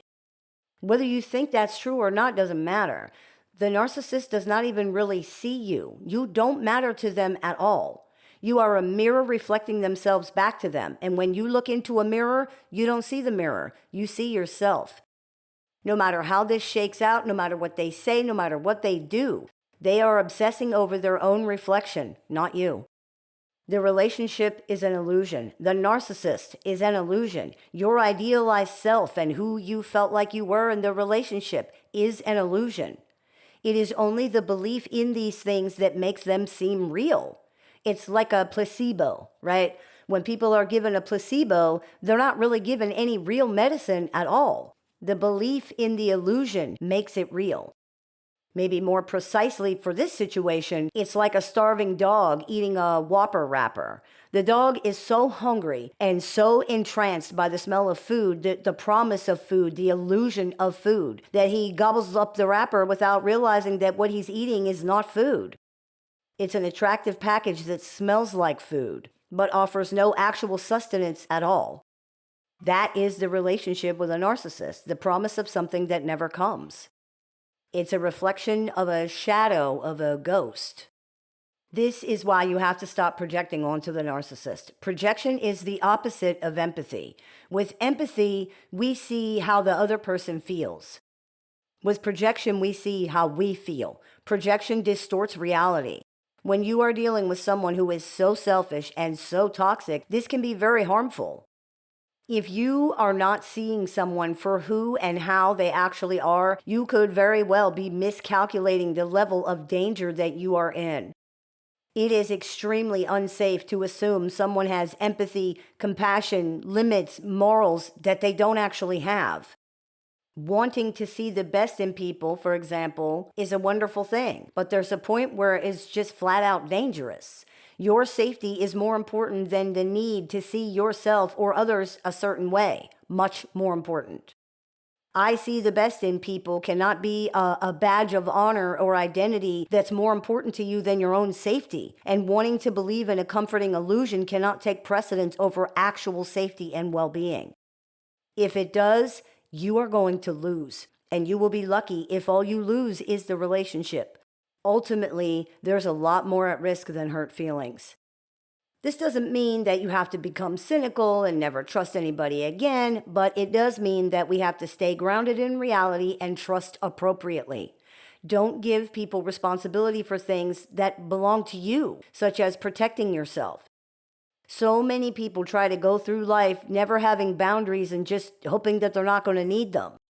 The discomfort of enforcing boundaries is something that they're afraid of or they don't want to deal with it, so they place the responsibility for their safety and well-beings into the hands and judgment of other people. That's a mistake. It is nobody's responsibility to protect you from the evils of the world or other people, and nobody will. We are not children. Nobody is coming on their white horse to save us, and no grown-up is going to step in at the last minute to make everything okay. We have to do it ourselves, and we start by recognizing the need to protect ourselves in the first place. Having compassion, for example, is wonderful, but there's a difference between volunteering in a situation that's controlled where safety is prioritized versus walking into the lion's mouth unarmed all by yourself and just trusting it not to eat you.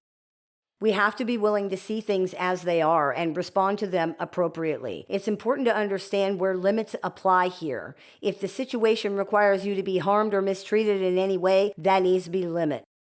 People often cite compassion and pity as the biggest reason they have trouble exiting relationships with narcissists. And that's fine as far as it goes. But if you have pity for the bears at the zoo, for example, you probably don't try to bring them home into your house or venture into their enclosures. There's a limit to how far this pity and compassion can go. We need to recognize that these limits apply to human beings as well, perhaps more especially to human beings as well, and not project qualities onto people that they do not have. Not all humans have empathy. Not all humans have compassion. Not all humans will do the right thing. Not all humans have morals or a better nature that you can appeal to. Not all humans care about other people. This is a fact. It's not an opinion, it's a fact. These people exist, and there are a lot of them. If we refuse to understand that or refuse to believe it, we do so to our own detriment. Instead of assuming or even insisting that these qualities must be in there somewhere, we need to accept when we are consistently being shown that a person either does not have these qualities or is not willing to act on them. And we need to do this every time we are shown this reality because it's too dangerous to be wrong. This is not to say, oh no, we should never trust anybody, never take a risk. It means take appropriate risk, calculated risks. Wanting people to be or have something doesn't make it so. The best we can do is be as realistic as possible when dealing with other people, create and enforce boundaries with everyone, and learn to trust appropriately. It's hurtful and disappointing to realize that we're not going to get what we want from this person or this relationship or this situation, but it's much less hurtful and disappointing than if we keep trying to get it where there's no real chance of it ever happening at all, but we just refuse to accept that. How do we know when this is the case? By looking, by listening. Stop guessing, stop assuming, stop interpreting, stop denying, stop projecting. Really see and really hear what's going on. Really look and really listen. In order to see, one has only to look. In order to hear, one has only to listen. If we can stop buying into the ridiculous cartoon gimmick of these personalities, if we can push our own feelings and projections to the side and just look, really look, we will likely find that the truth has been right there in front of us the entire time. We just didn't see it. I hope that clears a few things up for you. As always, I look forward to your comments, questions, and suggestions, so please keep those coming. I take appointments online, over the phone, via text, via messenger, via email, through Skype and Zoom worldwide. So if you're interested in speaking with me one-on-one, you can visit littleshaman.org to do that. I teach workshops, seminars, and clinics throughout the year. Remember, we have one coming up this weekend. If you're interested in seeing what else we are running, you can visit littleshaman.org to do that. I have several books out for publication, and audio books are coming. So if you are interested in picking up a copy, you can visit littleshaman.org today, or you can go on amazon.com. If you are interested in joining our support group with access to exclusive content and weekly support meetings, you can visit littleshaman.org to do that as well. You've been listening to the Meditations and More podcast, brought to you by Transrelational Healing, shamanspiritcenter.com, and littleshaman.org. That's me, Little Shaman. May the Great Spirit bless you. Have a beautiful day. If you've been struggling through dealing with or recovering from an unhealthy relationship with a narcissist or other toxic personality, the Little Shaman has a catalog of over 500 YouTube videos designed to support your journey from discovery to recovery. You can also find additional resources on the Little Shaman website, including tools, courses, workshops, a support group with weekly meetings, and one-on-one appointments with the Little Shaman that are open to clients worldwide. There's even an AI chatbot built and trained exclusively by the Little Shaman using her work that can answer questions 24 hours a day, 7 days a week. For more information, visit littleshaman.org. You can listen to The Little Shaman wherever you find your favorite podcasts. Hey everybody, it's Shaman Sister Sin, and you're listening to the Meditations and More podcast, brought to you by Transrelational Healing, shamanspiritcenter.com, and littleshaman.org. That's me, Little Shaman. Today I wanted to talk to you about trying to be the, quote, good guy in relationships with narcissists. This is something most people deal with when interacting with narcissists, so I thought we could talk about it on the show today. One of the most damaging, hurtful things about dealing with narcissists is the constant casting of you into the role of the villain. Whether you're evil or wrong or stupid or inept or some other negative attribute, when dealing with narcissists, everyone is eventually cast into the villain position in the narcissist story. This happens for a few reasons. Chief among these is that due to the deficits and issues with arrested development that underpin the pathologically narcissistic personality, narcissists tend to operate along basic, simple, and binary narratives. Good guy, bad guy is about the simplest, most basic, and most binary narrative that there is. It's one of the oldest stories around. Good versus bad, light versus dark, righteous versus evil, this kind of thing. Like kids playing cops and robbers, this is very easy to understand and it's very easy to execute. It's literally just, I'm good and you're bad.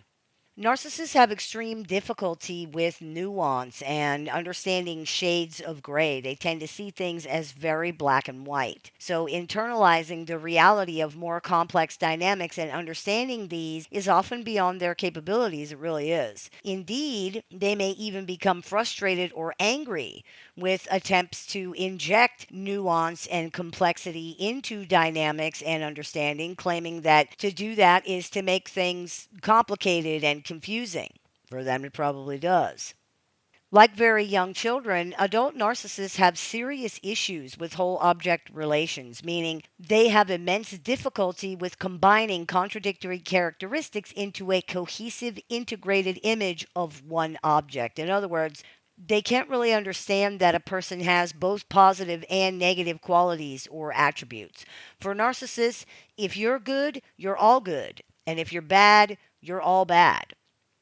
This is why their negative images and characterizations of other people are more like children's cartoon villain caricatures than they are like real people. And this appears to be very sincere. These extreme polarizations are how they understand human beings, including themselves, which is why generally they must always be the good guy. Their conception of a bad guy is very, very bad indeed, and there's no in between. You cannot be both bad and good, you're one or the other. Their definition of good is angelically good. Their definition of bad is very, very bad. Absurdly, delusionally bad. Like snidely whiplash tying a helpless maiden to the railroad tracks, bad. Who would want to be that guy? Another reason narcissists cast virtually everyone into the villain role eventually is that because narcissists see things in such binary terms, there has to be a good guy and a bad guy. This isn't just a simple, convenient narrative, it's legitimately how they see things. As we just discussed, the bad guy cannot be the narcissist. That just can't be. That is intolerable. So it has to be you or whoever else is around enough to be able to be blamed. If you've not been the villain yet, guaranteed somebody else is, and if that person disappears or ends up in a position where they have less influence or presence in the narcissist's life and you have more, you will very likely become the villain instead. As an example, let's say you met the narcissist in your life while they were going through a divorce. Their ex partner is the big bad boogeyman. They are the villain, evil, manipulative, scheming, a cheater, a thief. They would probably kill the narcissist if they could get away with it. That is how bad they are. For your part, you are a de facto good guy here. Not the good guy. The narcissist is the good guy, but you are a good guy because you are solidly on the narcissist side. However, as time goes on and the ex has become less and less of a factor in the narcissist's life, the villain role will begin to shift. Why? Because it has to.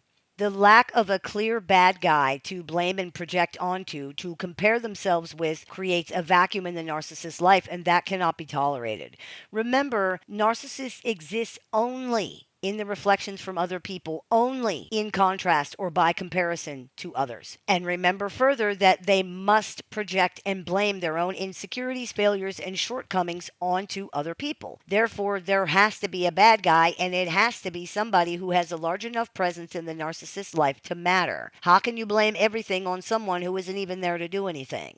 A big part of the role that other people play in a narcissist's life is as the person to blame things on. A good guy isn't a good guy unless and until he is compared to a bad guy. Due to the pervasive lack of a stable, cohesive self-image or identity, in order for the narcissist to consistently see and experience themselves as a good and worthy, valid person, they need a bad guy. The one who spoils everything, the one who sabotages and destroys all the stuff the narcissist is trying to do, the one who forced the narcissist to do any of the negative or quote bad things they might have to admit that they did, the one they can compare themselves to and see that they are good and worthy and better. A villain, essentially. This is a large part of how it works out that narcissists so often mistreat the people closest to them. By necessity, the villain generally has to be a person who is very close to the narcissist because, again, how can you blame a person for everything if they're not there? How can you develop a self-image so that you can consistently experience yourself as real through constant comparisons to another person if that person is not around literally all the time? Narcissists who cannot do this face a legitimate crisis as they don't have a stable identity, and without a stable identity, a personality can't really function.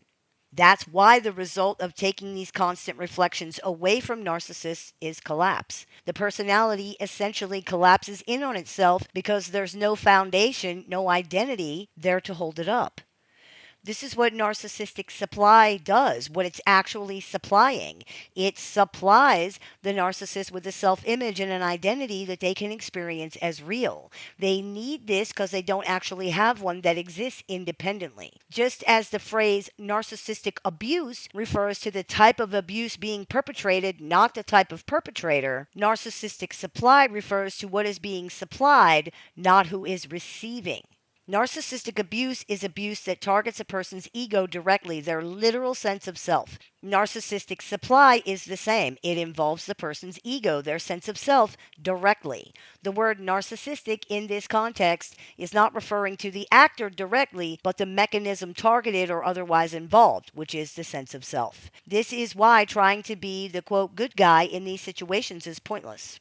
If we look at the situation through the reality of these lenses, we realize how pointless it really is. This person's need for you to be the bad guy or the villain or the liar or the saboteur or whatever other negative thing goes beyond this interaction or this entanglement, and even you as a person, far beyond. In fact, you yourself are not really part of the equation in any real way because you yourself are not really real in the equation. There is an Aesop's fable called The Wolf and the Lamb. And in this fable, the wolf wants to eat the lamb, so he tries to come up with things that the lamb has done wrong in order to justify killing the lamb. The lamb is able to prove that these things couldn't be possible, and so in the end, the wolf simply states that he's sure the lamb is culpable of something somehow and eats the lamb anyway. The moral of the story is that a tyrant will always find a pretext for his tyranny. Therefore, it's useless for the innocent to try to reason with a tyrant because they are intent on being unjust. In this fable and in others like it, this sound and just reasoning offered by the accused is rejected by the oppressor because it doesn't really matter. The oppressor is going to do what they're going to do anyway.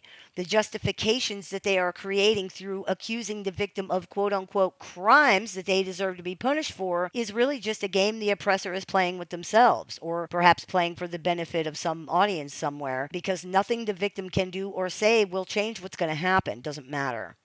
As the Russian saying distilled from these kinds of fables states, my need of food is guilt enough of yours. In other words, the fact that they need this to happen is all the reason that's necessary. For narcissists, their need to maintain a positive self-image requires them to cast you as the bad guy because this is the only way they can be the good guy. How can they be a good guy winner if there's no bad guy loser? These binaries can only exist in direct comparison to each other. Otherwise, you're just a guy, and that's not an identity. Their motivation is not about truth or fairness or facts or logic. It's about needing you to be something because through this identification of you, through your now identity, then they can be something too. You can't reason your way out of this, and your actual innocence or guilt don't matter in this situation at all. They need you to be bad, so you are. And however we get there, just semantics. But there's another reason to stop trying to be a good guy here. Not only is it pointless, it's dangerous. Due to the narcissist binary thinking, when you're saying that you're not a bad guy, you are saying that the narcissist is a bad guy. Remember, there has to be a bad guy and a good guy, and narcissists only exist in comparison and contrast to others, which means that if you're not the bad guy, they are. Even if you're not saying that, it doesn't matter. This is where the narcissist's distorted thinking and lack of nuance becomes especially problematic. Your attempts to explain, clarify, or advocate for yourself are inevitably interpreted as attacks, which then justify the narcissist's retaliatory actions in their own mind. It's a vicious, self-reinforcing cycle that you simply cannot win, and you're not going to be able to get out of it. Your reasonable, logical attempts to defend yourself are taken as acts of aggression against the narcissist, which are used as justification for any retaliation that they choose. In a Persian telling of the theme that we've been exploring called The Hawk and the Partridge, the hawk accuses the partridge of taking up all the shade so that the hawk has to sit in the sun. When the partridge points out that it's actually nighttime and therefore they have done nothing wrong, the hawk kills the partridge for contradicting him. The partridge understandably attempts to reason with the hawk, providing context and advocating for itself. The hawk immediately perceives this as an attack and responds with violence, killing the partridge. Once again, the end result was inescapable, it's inevitable. Nothing the partridge did or said was going to change that. You deserve to be punished for this crime, so I'm going to kill you for that. Oh, you didn't commit the crime? How dare you tell me I'm wrong? I'm going to kill you for that. This fable perfectly encapsulates the dynamic that we're discussing here. The narcissist's inability to tolerate any questioning or contradicting of their self assigned, quote, good guy status. The victim's efforts to explain or clarify are inevitably seen as acts of aggression, trapping them in an inescapable cycle of accusation and retaliation. The more you try to defend yourself or provide context or explain what happens, the more it appears to the narcissist that you're trying to convince them that they're the bad guy. It doesn't matter that this is illogical and ridiculous. It doesn't matter that this is absurd and crazy. It doesn't matter that it's delusional and unreasonable. It doesn't matter. My need of food is guilt enough of yours. That is what matters. In a practical sense, trying to be the good guy in these situations actually plays right into a narcissist's hands. A large part of the manipulation in these situations is centered around the narcissist claiming that the victim is a bad person or not good enough somehow, causing the victim to try ever harder to be a good person who is good enough. The reality is they already are. Most people already know that. They want the narcissist to see this too and agree with it, to validate it, right? Who doesn't want that? The way the narcissist presents things, it seems like it would be possible to prove that to them. The constant criticism and character attacks from the narcissist often boil down to the same thing over and over again. Be better. And people do try. However, as we've been discussing, this is not possible. You can't raise your own estimation in the eyes of a narcissist because this will automatically lower their own estimation of themselves by default. Again, yes, this is illogical and ridiculous. It doesn't matter. That's how it is. It's a zero-sum game where any advancement or rising up of one party results in the automatic, immediate setback and lowering of the position of the other. Because of this, the narcissist's constant harangue that the victim needs to do better and be a better person is a red herring, because the victim cannot actually be allowed to do that, and because it's not based in reality anyway. It's just them trying to make themselves feel and look better. It's a no-win situation, the same one presented to the poor partridge in the fable that we were talking about earlier. If people don't defend themselves, they'll be labeled as bad and punished. But if people do defend themselves, they will also be labeled as bad and punished. You're damned if you do, and you're damned if you don't. So since you can't change the narcissist's mind, and you cannot, then you have to change the way that you look at it. Stop trying to be the good guy. Stop trying to do things to prove to this person that you are who you say you are. Stop investing so much in their image of you. It's not real. And the very fact that it is so wrong proves that you can't correct it. Because if reality meant anything to this person at all, if facts meant anything to this person at all, it wouldn't be so wrong. This needs to be understood because it's really, really important. The very fact that the narcissist has such a wrong image of you at all is evidence that this wrong image cannot be corrected by proof or reality. If it could, the narcissist would not have such a wrong image of you in the first place because it's not based on proof or evidence or reality in any way. Investing in this false image of yourself, even to try to correct it, is succumbing to the narcissist's manipulations. It's validating this. It's operating along their lines. They define themselves through defining you. If you interact with this false image, even to try to correct it, you are validating it and thereby automatically validating the narcissist's false image of themselves too. Not even just for them, by the way, but for you too. You're investing importance in it that it does not deserve. You're making it matter when it doesn't. You're giving life to a ghost, in other words. It's literally a made-up fantasy. Allowing that to dominate your thoughts, to define you for yourself, to define this other person, in spite of all the evidence that you see of how they really are, allowing this to direct your choices and your behavior is a completely understandable but ultimately very large mistake. When you invest in these false images, particularly the one of yourself, when you allow the narcissist fantasy to have power over you, when you let it influence or even dictate your behavior and your choices because you are so determined to be seen as the good guy that you know you are, the person you know you are actually destroying your own ability to advocate for or defend yourself in any way. Because this requires you to take all of their quote unquote feedback as truth, as honest, and attempt to modify yourself in order to fit into that. The end result of this is that you allow the narcissist to control every single thing about the interaction, about the relationship, including how you see yourself. This is a massive, massive mistake. This person does not see you as you actually are. Their perceptions often have zero connection to the truth or to reality at all. They are based on the narcissist's needs, projections, and emotions. These things may have absolutely nothing to do with you or anything that you are doing or not doing, which means that you can't address them by addressing your behavior or by walking on eggshells, trying to prevent the narcissist from being hurt, insulted, offended, or otherwise reacting negatively, because they're not actually reacting to what's objectively happening. They just think they are. It works like this. You say or do something, whatever it is, doesn't matter. The narcissistic personality interprets the thing that you said or you did to mean something it may or may not mean, and has an emotional reaction to how that interpretation makes them feel. They react to their emotional response with behavior such as doing or saying something, or not doing or not saying something. They believe that how they feel about what they think happened is an accurate reflection of objective reality. For example, I was offended because you're being offensive. I was hurt because you're being hurtful. You're trying to hurt me, etc., etc. Because of that, they blame the entire thing on you, and they believe the problem is what or how or when or whatever that you are doing and saying things. The fact that the narcissist's interpretation and subsequent emotional reaction to that interpretation could be wrong or is being influenced by other things does not occur to them, and it makes no sense at all to them if it's pointed out. As they see it, what you said made them have the reactions that they had, therefore, that's the problem. Therefore, you are the problem. Period. That's the narrative. You're the problem. And it isn't enough for those people around the narcissist to conform to this narrative, their alternate interpretations of reality.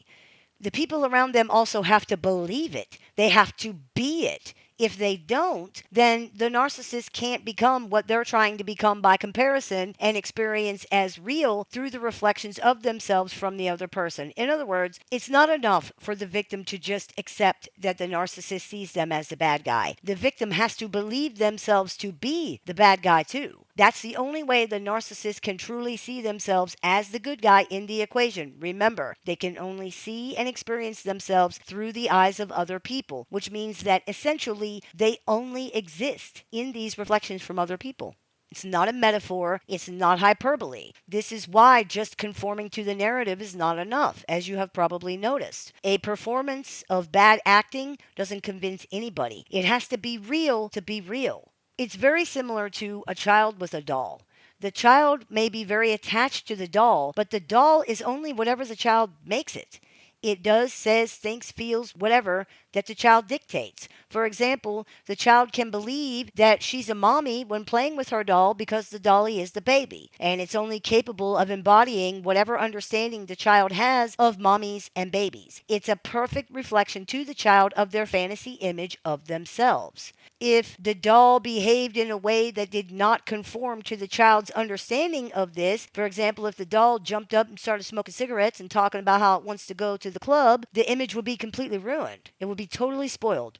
The doll then is not viewed as just a prop, even though it absolutely is one. It is the mirror that provides the proper reflection of the child's fantasy image back to them. It's a vessel that reflects the child's own internal understanding, fantasies, and self-image. I'm the mommy because I'm taking care of the baby. The child does not see the doll as a mere object, but as an extension of their own psychological and emotional needs. The doll becomes the medium through which the child can project and realize, meaning to make real, their desires, fears, and understandings about the world. It is not a superficial interaction with an object, in other words, but a deeply meaningful one in which the doll takes on strong symbolic significance. The doll is not just a plaything, but a reflection of the child's innermost self and therefore an integral part of the interaction, even though the doll is not understood as an entity that is separate from the child. Similarly, narcissists do not view the people around them as independent, autonomous individuals, but as psychological mirrors, as reflections that validate the narcissist's own distorted self-image via either comparison or contrast. The victim becomes a mirror, a vessel that exists to ultimately validate and affirm the narcissist's unstable sense of self back to them. Others are absolutely an integral part of the interaction, but not because they are seen as autonomous and independent individuals. It's because of the emotional and psychological weight that the narcissist places on these interactions. The people are props, yes, but not just props at all. Rather, they are vessels for realizing deeply personal, highly charged projections and fantasies about the narcissist. This further highlights the lack of empathy that characterizes a narcissist's interactions with other people. Just as a child cannot fully recognize the doll as a separate entity, a narcissist is incapable of truly seeing the other people around them as independent and separate individuals. This is why they don't understand the victim's suffering. The same way that a child will claim that they love a doll, but also leave the doll laying out in the mud for days. There's no understanding of a separate entity here at all.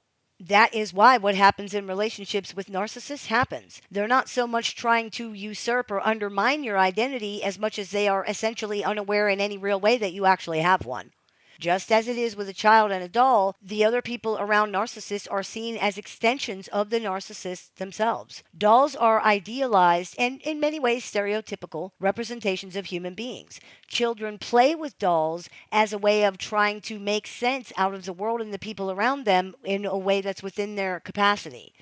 A doll is a blank canvas onto which the child can project their own fantasies, desires, interpretations, understanding of human behavior and relationships. In this exact same way, the narcissist views the people in their life as extensions of themselves, vessels to be filled with whatever roles or identities that the narcissist requires.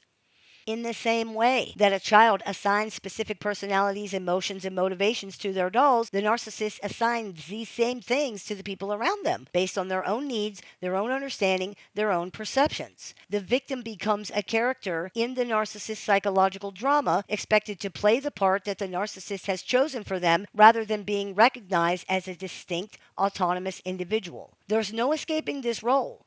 For this and all the other reasons that we've discussed here today, there's simply no way for you to overcome this dynamic. There isn't really a way for the narcissist to overcome it either. Regardless of your intentions, of your actions, it plays out the same. This is the level of their capability. Ultimately, you will become caught in a catch-22 from which there's no escape. If you agree and accept the narcissist characterizations of you and your actions, you're punished because you're admitting that you're a bad guy. If you do not agree with it, if you defend against it, you are also punished because you're denying that you're a bad guy and you're saying the narcissist is a bad guy. There's no room for the possibility that you might not actually be a bad guy. And this is because there's no room for the possibility that the narcissist is not the good guy.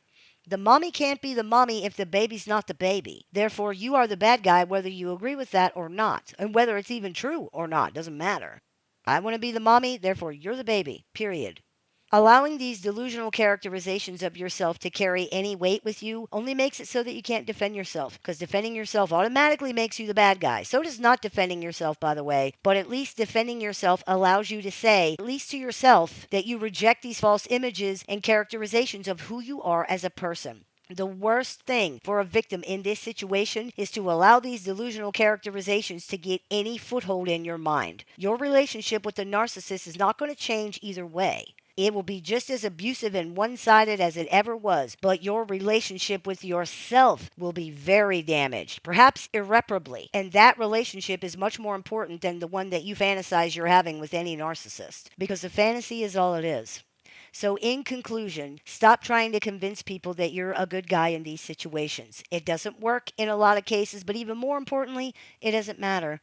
It doesn't matter how much you try to conform to a narcissist's standards or influence their opinion of you. It doesn't matter if other people don't understand why you've ended the relationship or why you go no contact. It doesn't matter if they have opinions of you that you don't agree with. It doesn't matter.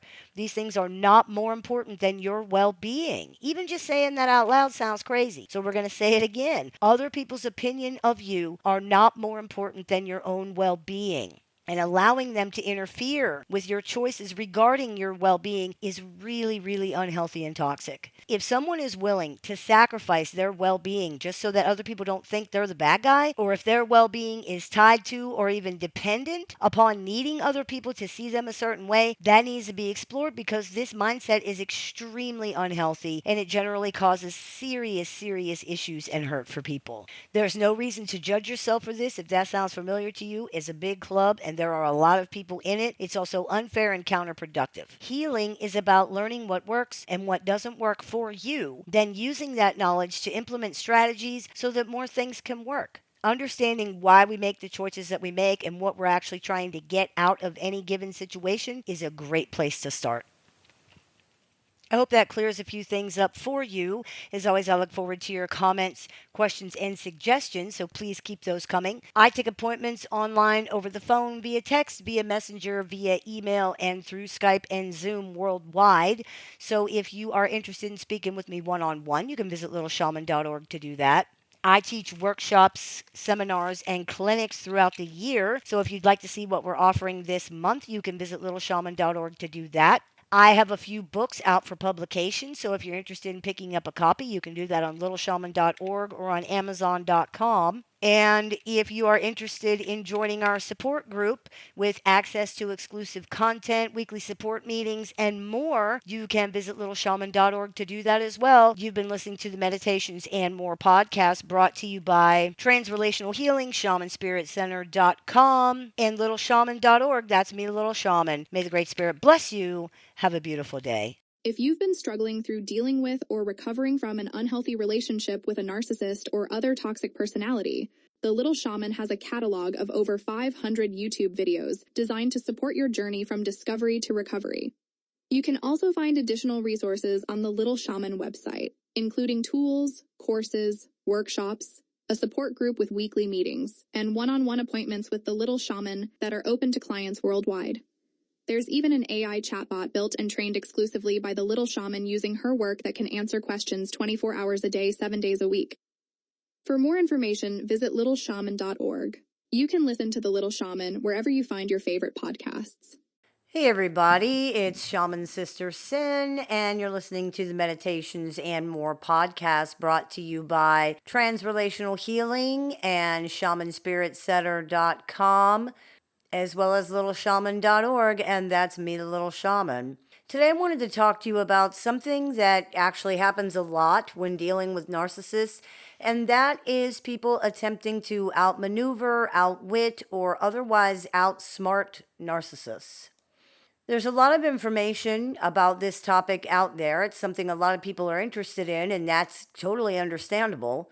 Not only do people want to find a way to make dealing with this person easier or more successful somehow because it's often so horrible and so difficult, not only do people desperately want to feel like there's some way to control the situation and or the narcissist, but in many situations, the very ineptitude, irrationality, or basic just lack of intelligence that many narcissists seem to exhibit makes trying to outwit or outsmart them a very tempting strategy.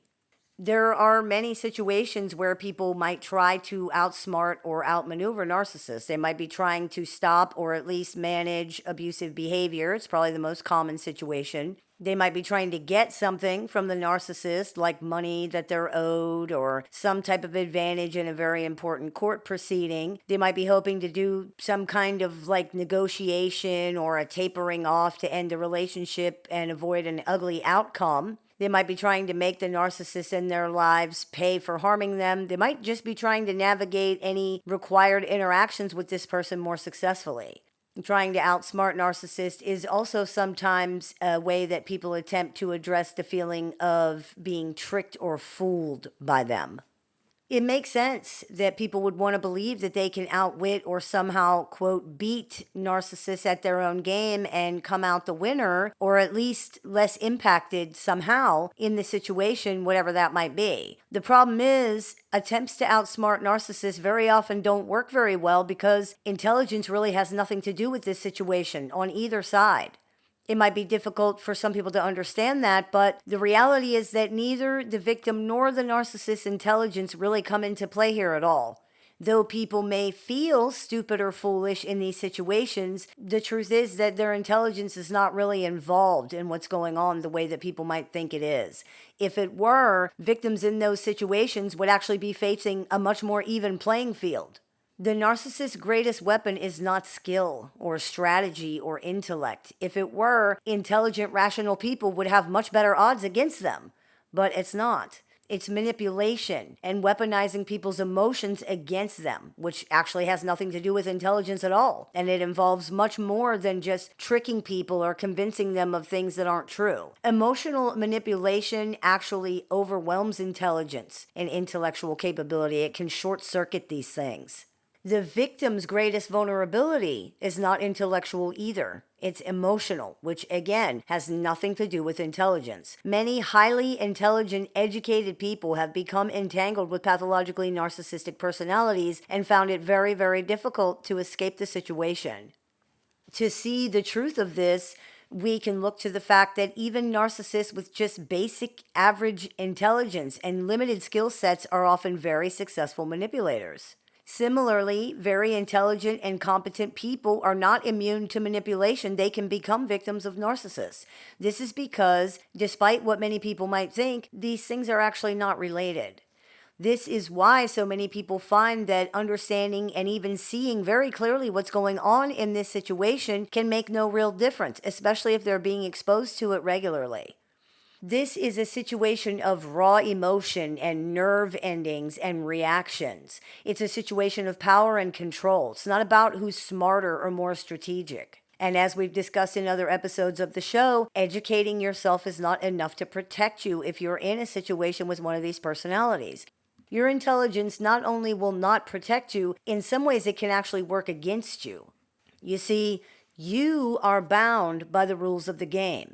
You use logic. You want to be fair. You use reason. You are trying to understand. You are honest. You are tethered to and therefore bound by reality. You operate based on objective truth. You use facts. You cite proof. You give evidence. Because of all of this, you therefore likely assume that at a certain point, a person must accept reality if there's enough evidence. You likely assume that people can or will eventually be forced into acknowledging facts and proof based just on the reality of their existence.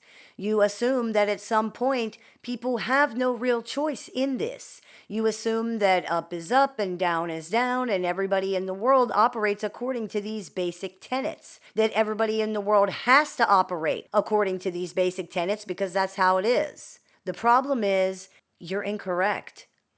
A narcissist does not do or care about any of those things. Those things mean absolutely nothing to narcissists. They are not tethered to reality. They do not operate based in objective truth, and they are therefore not bound by either of these things. They will lie, cheat, steal, manipulate, gaslight, emotionally blackmail and extort, fabricate, frame, bully, attack, assault, and anything else that it takes to win. They also don't possess a linear memory, are very susceptible to false memory creation, and live in a fantasy world besides all of that. This is not a fair fight in any way, and the fact that you really can only play by the rules only hurts you in this situation. Breaking the rules will also only hurt you too, by the way. There is no ability to successfully engage here. You can't win or even score any points. It's like trying to game a slot machine. It's random. This is the fantasy of people who want to believe that there can be a way to secure a jackpot. There isn't. To step onto the playing field with a narcissist is to lose, period. They are not bound by any of the rules of logic, reality, or objective truth that you are bound by, and you are at a distinct disadvantage in this situation because of that.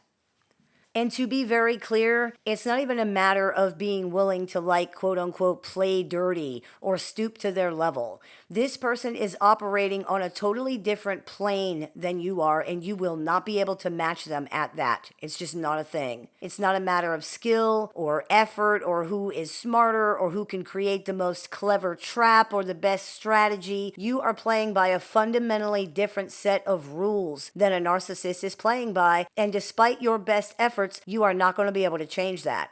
It would be akin to changing your entire psychological makeup. Attempting to adopt the same tactics as the narcissist does not somehow make the narcissist's foreign, even alien psychology attainable for you. And it does not close the gap of their advantage over you in this because of that. It is what it is. This is why trying to outsmart narcissists is a futile endeavor. Not only is intelligence not even really a relevant factor here, you can only use the tools that you can use based on the brain that you have. And these tools are not effective for the job that you're trying to do. They don't work. This is not a situation that operates on logic and reason and maneuvering or strategy. Therefore, using your innate tools of logic and reason and maneuvering and strategy to try to counter that is not going to work. Anyone who has ever tried it can tell you. This can seem confusing to some people. Aren't narcissists doing maneuvering of their own? Aren't narcissists intentionally manipulating and choosing strategies? To a point, perhaps, yes, but it's very important to understand that the responses of narcissists are actually reflexive to a pretty large degree. Narcissists are choosing actions, whether they believe their actions are a choice or not, many do not, based on their reactions to reflexive emotional responses they are having to what's going on. For example, a perceived threat to their control provokes immediate fear and then rage. A perceived rejection provokes immediate shame. This is the driver behind their actions. This surface level appearance of strategizing or plotting doesn't really matter. Anyone who has dealt with a narcissist for any period of time knows that their reactions to their own disproportionately intense emotions are the basis for everything. Because of that, logic and reason are not really a part of this equation, no matter how it looks.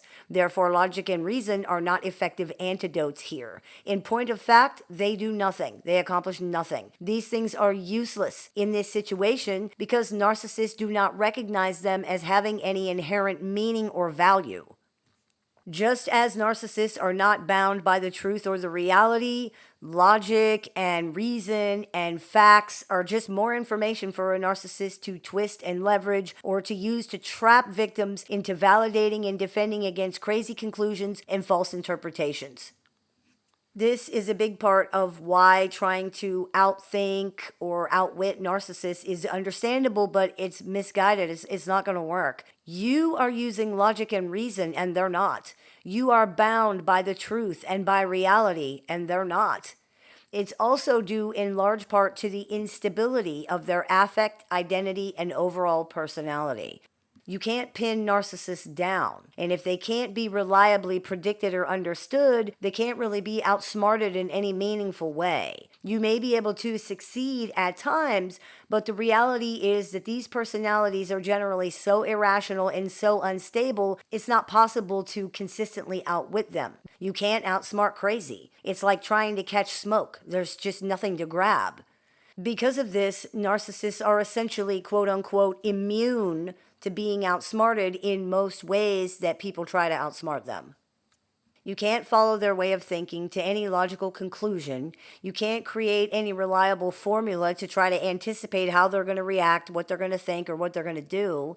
You can't reliably trick them or convince them of things in the hopes of getting a more fair or favorable outcome for yourself.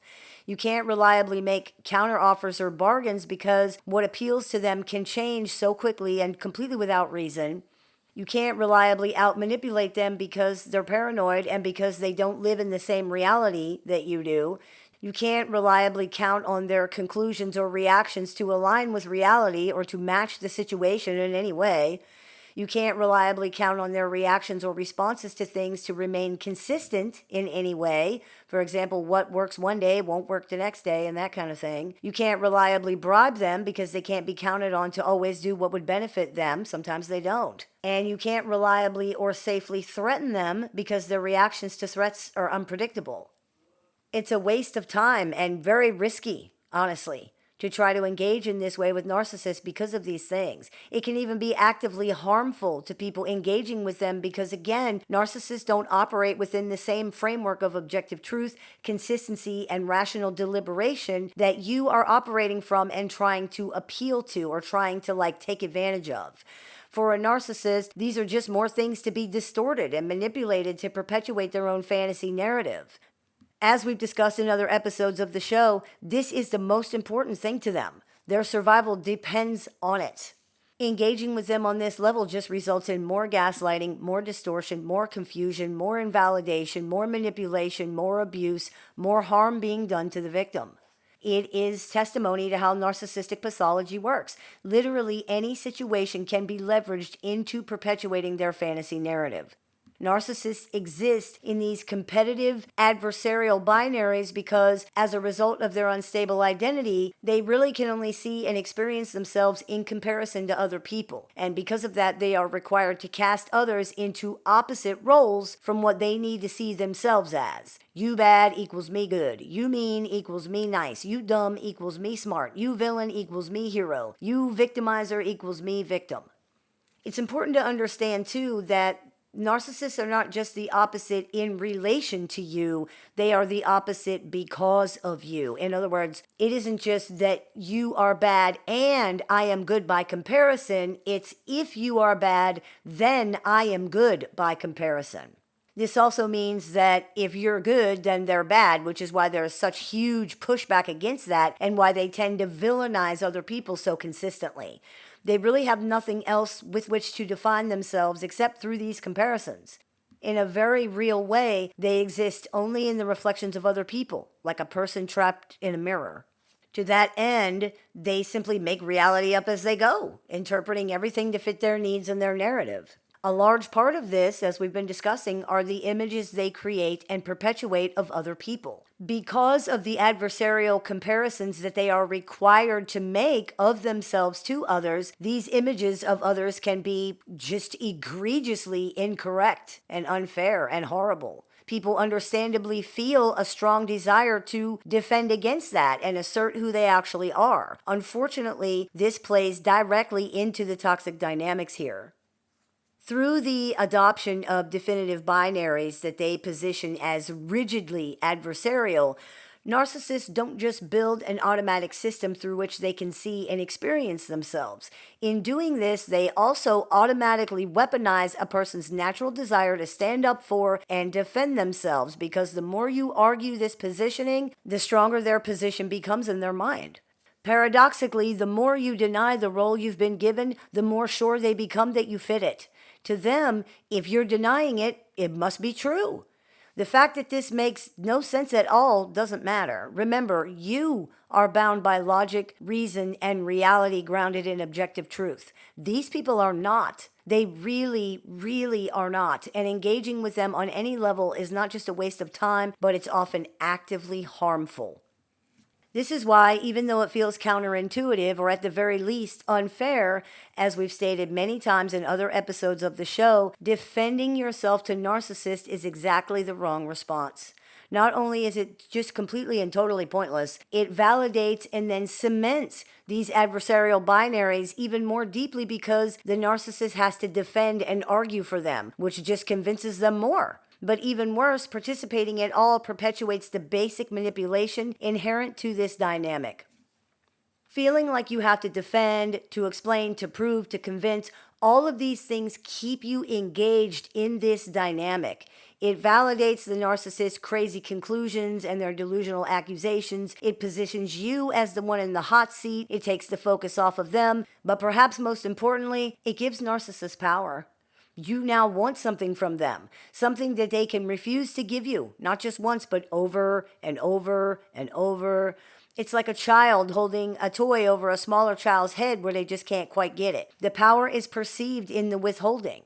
They need you to continue to want the thing so they can continue to refuse to give it to you. Of course, this is just an illusion. This mean little game is over as soon as the smaller child decides that they don't want the toy anymore. And in the same way, when you decide that you don't want anything from the narcissist, their perceived power over you disappears as well. Whether they're consciously aware of this fact or not, they are definitely actively trying to prevent that from happening. This is why they will often insist that you need to defend yourself or prove them wrong. It's why they continue to insist that they're going to give you the thing you want just as soon as you do X and Y and Z and 1 and 2 and 3. If they don't have anything you want, they don't have any power. If they have no power, they have no control. If they have no control, they are weak, they're vulnerable. And if that happens, it's all over. The fear comes, the shame comes, maybe collapse comes. This has to be prevented. By refusing to see you as you are, to consider proof, to be convinced, to be reasonable, to entertain your perspective, to provide resolution or validation, or even to just listen to the actual words that you are saying. Narcissists perceive themselves to be retaining the power position in this situation, and that's all these dynamics are really about. There are other reasons that these things happen as well, but this is a very big one. Narcissists face a life-threatening crisis when they are threatened with a loss of power and control, even one that appears to be small. This is why when threatened with an even greater loss of power and control, such as losing the relationship completely, many narcissists can stop this withholding behavior for a little while, because then a sense of power comes from resecuring the relationship. They don't feel the need to engage in the usual, perhaps comparably more petty withholding, because the relief at resecuring the relationship is more powerful. Once the relationship is totally resecured, they will return to this withholding behavior out of necessity to combat the fear of being powerless and vulnerable. They need to make sure everyone knows that they have power, most especially themselves. This is why the behavior may shift, but the motive never does. It's always the same thing. This is the goal of blame shifting, shame dumping, motive assignment, and other similar behaviors. These things force you into a defensive position, which take the pressure and focus off of the narcissist, and it puts them into what they perceive as the power position. This alleviates their ever-present terror that they have no power or control and are therefore vulnerable. Whenever we feel the desire to defend ourselves in these situations, it's worth remembering that this is exactly the position narcissists are trying to push other people into, and there's a reason for that. A lot of people don't like to hear this kind of thing. They want to believe that there is a way to get what they want from this person or this situation. They want to believe that there's a way to control things. They want to believe that there is a way to reason and fool and trick and convince or force or otherwise maneuver this person into doing what they want. They either don't realize or don't believe that in order for that to happen, it would be in diametric opposition to a narcissist's basic goal. Pathologically narcissistic personalities cannot even be made to acknowledge that they bought the wrong size hat when they and everybody else can clearly see that it does not fit. They will not even acknowledge that they overcooked the hamburgers when people can't even chew them because they're like hockey pucks. Do you really think that they can be tricked into giving up any amount of power and control? Do you really think that they can be outwitted into being fair? That they could somehow be persuaded into doing what you want, regardless of what that is? It doesn't work. The idea that these rigid, egocentric, and contrarian individuals can somehow be outmaneuvered or coerced into behaving in a way that conflicts with their own interest is understandable in theory. But when we look at it through the lens of the reality of narcissistic personalities, it becomes almost irrational, even absurd to think. Narcissists are hyper vigilant regarding anything that somehow slights them or interferes with their goals. Trying to somehow slide these things past them is just not going to work. If it does work, it will not work for long. If you're dealing with a narcissist and you're feeling like there has to be a way to beat them at this, that there has to be a way to somehow stack the odds in your favor or gain the upper hand while still interacting with this person on their terms, on their playing field, think about your interactions with them thus far. How many times has that ever actually happened? You are an intelligent human being. How many times have you ever gained the upper hand with this person in any way that actually meant something? Any? The problem here is so fundamental that many people miss it. You're trying to use an Apple app with an Android system. It's a fundamental incompatibility. The way this person functions is in some ways completely different from you. It's not about just learning their patterns and their tricks. This is trying to assimilate an entirely different worldview that you cannot really understand, because in many ways it's completely opposite from yours. You will not be able to beat them on this playing field, and you cannot force them onto one that you are familiar with. It's theirs or nothing. which means it should be nothing. Because the reality is, there is no real way to outsmart or outmaneuver narcissists in the long run, not at their own game. They will beat you with experience every single time. Regardless of how inept, unstable, dysfunctional, foolish, gullible, or even stupid the narcissist you are dealing with may appear to be, all narcissists are formidable adversaries in this arena, and a person dismisses or disregards that to their own detriment. Regardless of how intelligent they are or are not, and regardless of how intelligent you are or are not, they have practiced these things for a lifetime, and their very survival is predicated on them being better at it than you. If you really want to outsmart narcissists, the key is to understand that the entire interaction is based on the dynamics of power and control.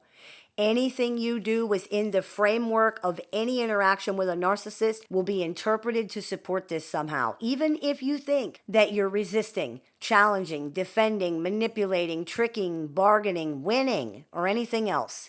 The fact that you are trying to outsmart or argue or defend or anything else does not matter. You are spending energy and time focused on the narcissist, which is exactly the point.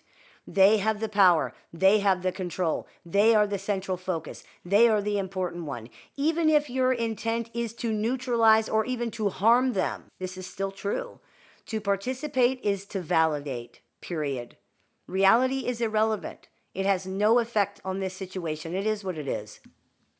The dynamic is very insidious. To believe that you are in control, that you are educated enough to deal with this safely and remain unaffected, that you are emotionally removed enough for that to happen, that you can somehow get what you want from this person or this situation, that you can negotiate a win-win, that you can just be friends, that you can taper off the relationship without them realizing it or noticing, that you can bargain, that you can get a win somehow without them noticing, that you can somehow make them pay, make them be fair, make them feel your pain, make them sorry. Whatever it is, these are all things that require participation in the toxic dynamic. And given everything that we have discussed here today, the fact that someone would even consider doing that voluntarily means that this dynamic still has a hold of them somehow. It indicates that there is a continuing belief that interacting with the narcissist could still somehow lead to a positive outcome of some kind for them. This is false. There is no way to interact with this dynamic casually either. It's like walking into a spider web. You just get stuck, regardless of how careful you try to be. If you're in a situation where you are forced to deal with a narcissist, it is what it is. You just have to do what you can do. Just remember what you're dealing with here, and don't allow yourself to be fooled into thinking that this is something other than what it is. Many people involved in these situations believed that they were in control, only to find out that they were not and that they never had been. It always ends up the same. What does this tell us? It tells us that participating in the dynamic at all means you lose. The entire thing is rigged against you from the very start and works on you in ways that you don't even realize until it's too late. To underestimate other people is a dangerous form of overconfidence, even if it's unconscious. Despite what our egos or our intelligence or anything else may try to tell us, the only real way to outsmart narcissists is to show them that you are wise to their game by refusing to play it at all. I hope that clears a few things up for you. As always, I look forward to your comments, questions, and suggestions, so please keep those coming. I take appointments online, over the phone, via text, via messenger, via email, and through Skype and Zoom for clients worldwide. So if you are interested in speaking with me one-on-one, you can visit littleshaman.org to do that. I teach workshops, courses, classes, clinics, and seminars throughout the year. So if you are interested in seeing what we're running this month, you can visit littleshaman.org to do that. I have several books in publication. If you're interested in grabbing a copy, you can get that at littleshaman.org or on amazon.com. And if you are interested in joining our support group with access to exclusive content, weekly support meetings, and more, you can visit littleshaman.org to do that as well. You have been listening to the Meditations and More podcast brought to you by Transrelational Healing, ShamanSpiritCenter.com, and littleshaman.org. That's me, the Little Shaman. May the Great Spirit bless you. Have a beautiful day. If you've been struggling through dealing with or recovering from an unhealthy relationship with a narcissist or other toxic personality, The Little Shaman has a catalog of over 500 YouTube videos designed to support your journey from discovery to recovery. You can also find additional resources on the Little Shaman website, including tools, courses, workshops, a support group with weekly meetings, and one-on-one appointments with the Little Shaman that are open to clients worldwide. There's even an AI chatbot built and trained exclusively by the Little Shaman using her work that can answer questions 24 hours a day, 7 days a week. For more information, visit littleshaman.org. You can listen to The Little Shaman wherever you find your favorite podcasts. Hey everybody, it's Shaman Sister Sin, and you're listening to the Meditations and More podcast brought to you by BetterHelp.com and LittleShaman.org. That's me, the Little Shaman. Today I wanted to talk to you about something that isn't discussed enough regarding narcissistic relationships and narcissists in general, which is that narcissists are a distraction. Anyone who's ever dealt with a narcissist has felt that this was true at some point or on some level. You might not have realized how right you were. Narcissists are a powerful distraction in many ways. In some ways, we could even maybe say that their ability in this area is one of their major points of attraction, even if people don't realize that. The main state of most of these relationships is immersive, meaning that they are all encompassing, and when you are in one, usually you are in it. Whether it's with a parent or a sibling or a partner or a friend, these relationships can take over your whole life. At first, that might seem wonderful. The relationship is good, or it's on an upswing right now. Yes, it's taking up a lot of your time, maybe even all of your time, but that's not a problem right now. Yes, this person demands a lot of attention and requires a lot of management and propping up, but that's not so terrible, is it? Not when you consider how great you feel in return and how wonderful it all seems. All that stuff you were worried about or that bothered you in other areas of your life just doesn't seem to matter as much. It's not as important, or maybe you think it's gone altogether, and that feels great at first. This is where the danger is, because focusing on narcissists, or anyone else really, distracts us from things in our lives that we find hard to deal with or are afraid to face. Is really a perfect fit in this situation because pathologically narcissistic people require you to focus on them to the exclusion of all else. You really have no choice if you want to have any kind of relationship with a person who has this type of personality. They and their needs come first, always. They are not just the brightest star in the sky, they are the only star in the sky. After a while, it gets to the point where not only are you avoiding focusing on the things that you find painful or difficult to face, you're avoiding focusing on everything, including taking care of yourself in dealing with your own stuff. You're now doing it not because you're trying to avoid these things, but because you're trying to avoid punishment from the narcissist in your life for daring to take the focus off of them for any length of time. And of course, now there's a lot more of your own stuff that's hard to deal with. Worse, this is not a relationship where you are solely focused on the other person and they are solely focused on you, as you might have hoped or have been told that it would be. It's a relationship where everyone is focused on the narcissist and nobody focuses on you at all. You don't even exist. It is sadly ironic that many of the deeper things people are trying to avoid, such as the pain of being unseen and unheard, or the feeling of being unloved and unwanted, are directly triggered by these relationships. In trying to avoid these things, we often run straight into them without realizing it. A relationship that requires all of your focus is a great distraction, but it takes over your life until that's all there is left. Think about how it is when people have babies. All of the focus goes to the baby. You don't have time to even think about yourself or your own needs. You are way too busy taking care of the baby. This is why so many people must reevaluate and even get to know themselves again after their children leave home. They've spent so much time caring for their children that they've lost any real sense of who they are or how to take care of their own needs. Many times people have devoted no energy at all to even trying to understand themselves or their own motivations because they've been so focused on their family and their kids. When their children become adults, they may finally begin thinking about these things because someone else is no longer the primary focus. This is very similar to what happens in relationships of any kind with narcissists. In fact, it's almost exactly the same. Like a baby, this person demands all of your focus and all of your energy. There's nothing left for anyone or anything else, including yourself. At some point in the relationship or after it, you might realize you have totally lost touch with who you are or that you never really knew in the first place. The things you were avoiding or distracting yourself from are not gone. In fact, they may be worse than ever now, and even worse, relief from them may have become tied to the narcissist in your mind. This is why when you're engaged in something or doing something you enjoy, you probably don't worry about the narcissist that much. That comes when you're alone or when you're bored, or when you're having some kind of negative emotional experience. We often think of this as the other things distracting us from thinking about the narcissist in our lives, but in reality, the narcissist in our lives is a distraction from negative emotions. If you explore your thoughts and your feelings in these situations, you may find that often an unrelated triggering event or negative feeling came first, and then you started thinking about the narcissist. This is very common because the relationship has become a coping mechanism in a manner of speaking, in that we might be unconsciously using it to feel better when we feel bad. Some of it is, of course, that we may genuinely miss them or be worried about them, but some of it's very likely that feeling better has become attached to this person in our minds. There is an addiction in these relationships, and any addiction is an attempt to self-regulate, a distraction from the deeper problem or the issue that makes us feel better or helps us to avoid things. This seems counterintuitive when we think about how destructive and painful these kinds of relationships are, but consider this. A person is addicted to heroin and spent some of their rent money on heroin. They are now extremely stressed out about their housing situation because this is the third time they've been short, and their landlord told them they better not be short or late again. Because using heroin is their coping mechanism, the stress and fear regarding their housing situation leads them to go buy more heroin.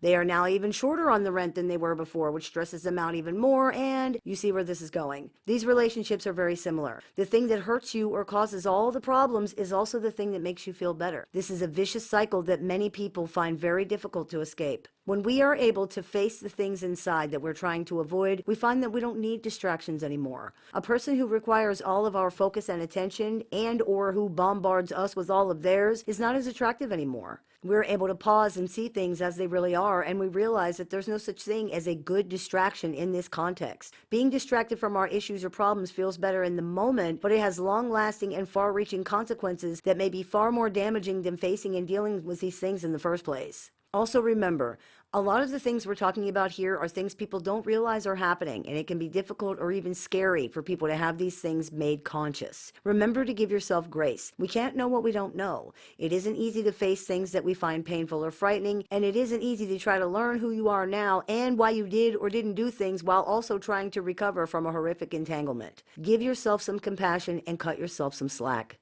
You deserve it. I hope that clears a few things up for you. As always, I look forward to your comments, questions, and suggestions, so please keep those coming. I take appointments online, over the phone, via text, via messenger, via email, and through Skype. So if you're interested in speaking with me one-on-one, you can visit littleshaman.org to do that. I teach workshops, seminars, and clinics throughout the year. So if you're interested in seeing what we're running this month, you can visit littleshaman.org to do that. And if you'd like to join our support group with access to weekly meetings, exclusive content, and much more, you can do that on littleshaman.org as well. You've been listening to the Meditation and More podcast brought to you by BetterHelp.com and littleshaman.org. That's me, Little Shaman. May the Great Spirit bless you. Have a beautiful day. Hey everybody, it's Shaman Sister Sin, and you're listening to the Meditations and More podcast brought to you by BetterHelp.com and littleshaman.org. That's me, Little Shaman. Today I wanted to talk to you about something that's not talked about enough regarding relationships with narcissists, and that is the addiction component of these relationships. Many people have stated that they feel like they are addicted to the relationship or even to the narcissist themselves. While it is not the case that people are addicted to the narcissist, there is an addiction involved in these relationships. It is an addiction to the drama cycle of the relationship. This is a component of what are known as trauma bonds and is perhaps one of the most important yet most ignored aspects of the relationship as a whole. People are continually frustrated and even judged for having such a difficult time exiting the relationship, and a lot of it is related to the addiction aspect here not being understood. The addiction aspect works in the brain in a similar way to opiate addiction and appears to be almost identical in form and function to an addiction to gambling. Gambling creates patterns of operant conditioning and schedules of intermittent reinforcement that can create an addiction, particularly when coupled with existing vulnerabilities of some kind, such as beliefs surrounding our ability or responsibility to cope with and manage toxic relationships, ego narratives regarding losing or failing, and more. Operant conditioning is what it's called when you learn to do or not do things in order to attain something positive or to avoid something negative. It's the use of punishment or reward to reinforce behavior. For example, when you were a kid, maybe your mom always yelled at you to clean your room, so you cleaned it to avoid getting yelled at. Or if she said she would give you $10 to clean it, then you cleaned it in order to get the money. People dealing with narcissists know that this kind of conditioning is omnipresent in these relationships. They are nothing but a cycle of punishment and reward. This is by itself enough to create an addiction, but there is another element here that works to create addiction as well, and that is the partial or intermittent reinforcement, which we also see in gambling addiction. When you gamble, you aren't rewarded every single time you play, but you are rewarded enough to convince you that if you keep playing, you will be rewarded again. This is the intermittent part of intermittent reinforcement, which means that the reinforcement, the punishment or the reward, does not come every time you engage in the behavior. You don't know how many times you're going to have to pull the lever before you're rewarded. It could be 5, it could be 50, it could be 500. The reward also doesn't follow any type of pattern, and it's not predictable. This is called a variable ratio schedule. A variable ratio schedule of intermittent reinforcement produces the highest, most steady response rates because of the uncertainty of when the reward will come.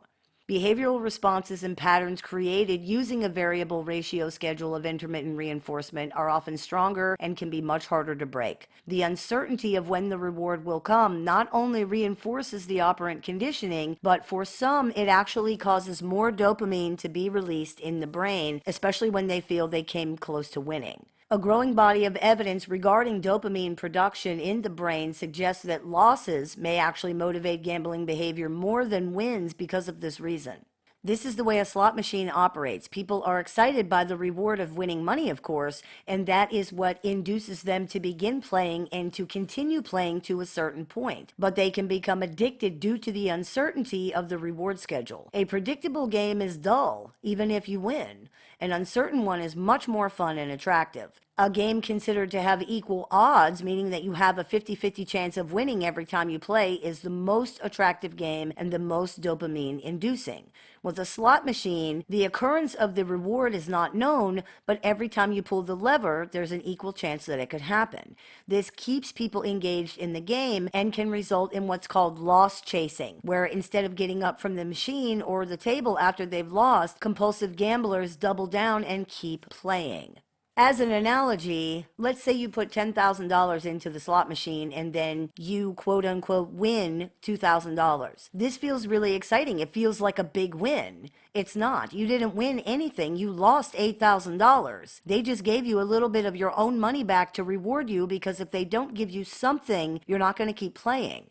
This is how a slot machine operates. This is also exactly what happens in relationships with narcissists. There is an initial excitement and reward that induces people to begin engaging, love bombing during the idealization stage. There is operant conditioning that creates behavioral responses, such as splitting and extreme black and white perception, resulting in alternating between idealization and devaluation, and intermittent reinforcement of that behavior delivered on a variable ratio schedule, because the narcissist's reaction to things is unpredictable. As with gambling, there is the hope of a jackpot or another big reward, but also as with gambling, that is not what keeps people engaged after a certain point, because the promise of a reward that never comes is not enough by itself. Without any positive reinforcement, that will not keep people engaged. It's the smaller rewards and the perceived near misses that induce people to keep chasing. That's why the slot machine shows 7, 7, lemon. And that's why it reveals this very slowly. It builds anticipation, cranks up dopamine production in the brain, and gives people the feeling that they almost won. In relationships with narcissists, people experience the same thing, and it induces them to keep engaging, keep trying, keep working for that reward. This also offers a partial explanation of why people still feel so engaged and invested in the relationship after they are receiving much more punishment than reward, which eventually does happen as the idealization time between devaluations becomes shorter and less intense over time, and the narcissist begins to see the relationship and the other person as irredeemable. Not only do losses also stimulate dopamine production, which actually makes them into rewards in a manner of speaking, but punishment is still a reinforcement. Therefore, the relevant operant conditioning is still being actively reinforced. Trying to avoid negative reinforcement such as punishment and the reward-seeking addiction component of these relationships keeps people performing according to this conditioning and still, quote, in the game, even when they no longer want to play and even when their losses are too big to logically continue, just as we see in compulsive gambling. Also, as we see in compulsive gambling, people in relationships with narcissists and other unpredictable personalities attempt to reduce their losses. They try to find patterns, they come up with management strategies, they look for ways to, quote, game the system so that they can figure out a way to generate a more predictable response. This is very similar to compulsive gamblers believing there are skill sets or systems or strategies that they can use to help them to win. Because of the random schedule of reinforcement, there are times when these strategies can appear to be successful, which creates even stronger reinforcement. There are times when it does appear to work. The reality is that both with slot machines and with people, you're dealing with a mechanism that you have no control over, and there is no way to game the system. For all intents and purposes, it's random, and there's no way to predict it well enough to reduce the level of danger involved. Among the many similarities here, though, there are also some differences. One of the biggest differences is that when you're gambling, you technically do have a chance of winning a jackpot or some other really, really big reward. It's not likely, and though the odds appear to be 50-50, they're really not, but still, technically, you could win a jackpot. With narcissists, that's not the case. The odds are much, much longer than 50-50. They're not 70-30. They aren't even 90-10. They're zero. You will never hit the jackpot because there is no jackpot. You are playing in a casino that's bankrupt, a casino that cannot pay you even if it wanted to do so, which it doesn't. All of the quarters you and everybody else have been feeding into this machine are not just sitting there waiting for the right combination of numbers or the right pull on the lever. They're gone. They have been used up running the casino at a loss, and you will never get them back. You will not recoup your losses, you will not break even, and you damn sure ain't winning no jackpot. The best you can hope for is that you don't walk out of this bankrupt casino, now bankrupt yourself, with everything that you've put into it gone to keep it functioning so other people can come lose their investments too. Another difference is that when you're gambling in a casino, you're gambling with money. In a relationship with a narcissist, you're gambling with things much more valuable than money. You're gambling with your future, your happiness, your energy, your peace. You're gambling with your life. Get up from the table. It's hard, it's painful, but get up from the table. You don't have to play. This is another reason why no contact is so important. As long as the operant conditioning is still active, and it is if you're interacting with this person, and as long as intermittent reinforcement is still offered on a variable ratio schedule, and it is if you're still interacting with this person, then this situation is very difficult to break out of. We have to act against the conditioning in order to break it, and when it's still being continually reinforced, this is extremely challenging. When we've been dealing with narcissistic people, we are confused, bewildered, upset, gaslit. It's very important to learn what we're dealing with and to understand why narcissists behave the way that they do, but after a certain point, that's not enough. We also need to understand what's going on with us and why we are making the choices that we're making too. That is arguably more important to understand in the end because it's the thing we actually have power over. The reality is that once we can understand these things and once we're able to then work on our own stuff, it eventually won't matter what narcissists are doing or why because it won't affect us in the same way anymore and we won't keep feeling the same pull to engage with them. In other episodes of this show, the statement has been made that the biggest battle we face when dealing with narcissists is not with the narcissist, it's with ourselves. Not only is that the reality of the situation, it's also the only battle that's actually worth fighting here. Attempting to fight narcissism in your life or in society by engaging in battles with toxic people is a gigantic waste of time in so many situations. Most of the time, it's not only totally pointless, but often it actually makes things worse for us. We end up engaging in behavior we would not have otherwise engaged in because these relationships generally bring out the absolute worst in everyone involved. There's a quote by Nietzsche that is very relevant here. Whoever fights monsters should see to it that in the process he does not become a monster. And if you gaze long enough into an abyss, the abyss will gaze back into you. This means that when we're engaging with someone or something that is horrible, even if we're in opposition to it, we run the risk of becoming horrible ourselves if we're not very, very careful. And the longer we do that, the higher the risk becomes. Even the most moral, ethical, kind-hearted, wonderful, empathetic person will eventually be corrupted by a toxic environment if they are in it long enough. To use a spiritual metaphor, engaging with the devil on the devil's own turf is not a good idea, and it is for this very reason. If we want to fight toxic narcissism on a spiritual and societal level, then we need to each battle our own egos. That is where true change really comes from for us and for the wider world around us. I hope this clears a few things up for you. As always, I look forward to your comments, questions, and suggestions, so please keep those coming. I take appointments online, over the phone, via text, via messenger, via email, and through Skype worldwide. So if you're interested in speaking with me one-on-one, you can visit littleshaman.org to do that. I teach workshops, seminars, and clinics multiple times throughout the year. So if you're interested in seeing what we are running this month, you can visit littleshaman.org to do that. And if you're interested in joining our support group with twice weekly meetings, access to exclusive content, a group chat, and more, you can visit littleshaman.org to do that as well. You've been listening to the Meditations and More podcast brought to you by BetterHelp.com and littleshaman.org. That's me, Little Shaman. May the Great Spirit bless you. Have a wonderful day. Hey everybody, it's Shaman Sister Sin, and you're listening to the Meditations and More podcast brought to you by littleshaman.org. That's me, Little Shaman. Today I wanted to talk to you about something that many people experience confusion about regarding narcissists, and that is, what do people love or even actually like about narcissistic personalities? We hear a lot about this subject in some ways, but in other respects, it seems like it's still a mystery. We hear, for example, that narcissists mirror people, and while that's definitely true, it doesn't always mean exactly what people think it means. We hear a lot about mirrors regarding narcissistic relationships and narcissists in general. In the myth that this phenomenon is named after, Narcissus fell in love with his reflection in a stream. He became so enamored with this reflection that he either starved to death because he refused to leave the stream, or he drowned trying to kiss his reflection, depending on which version of the story that you hear. A key piece of this that's often missed is that Narcissus did not fall in love with himself. He fell in love with his reflection. This is very important to understand when you're trying to understand how narcissists and narcissistic relationships work. Narcissists are not enamored with themselves. Most narcissists actually have pretty serious identity issues and struggle with self-loathing as well. These things are core features of narcissistic dysfunction and the narcissistic personality structure, no matter how good they might be at hiding, projecting, or otherwise denying that.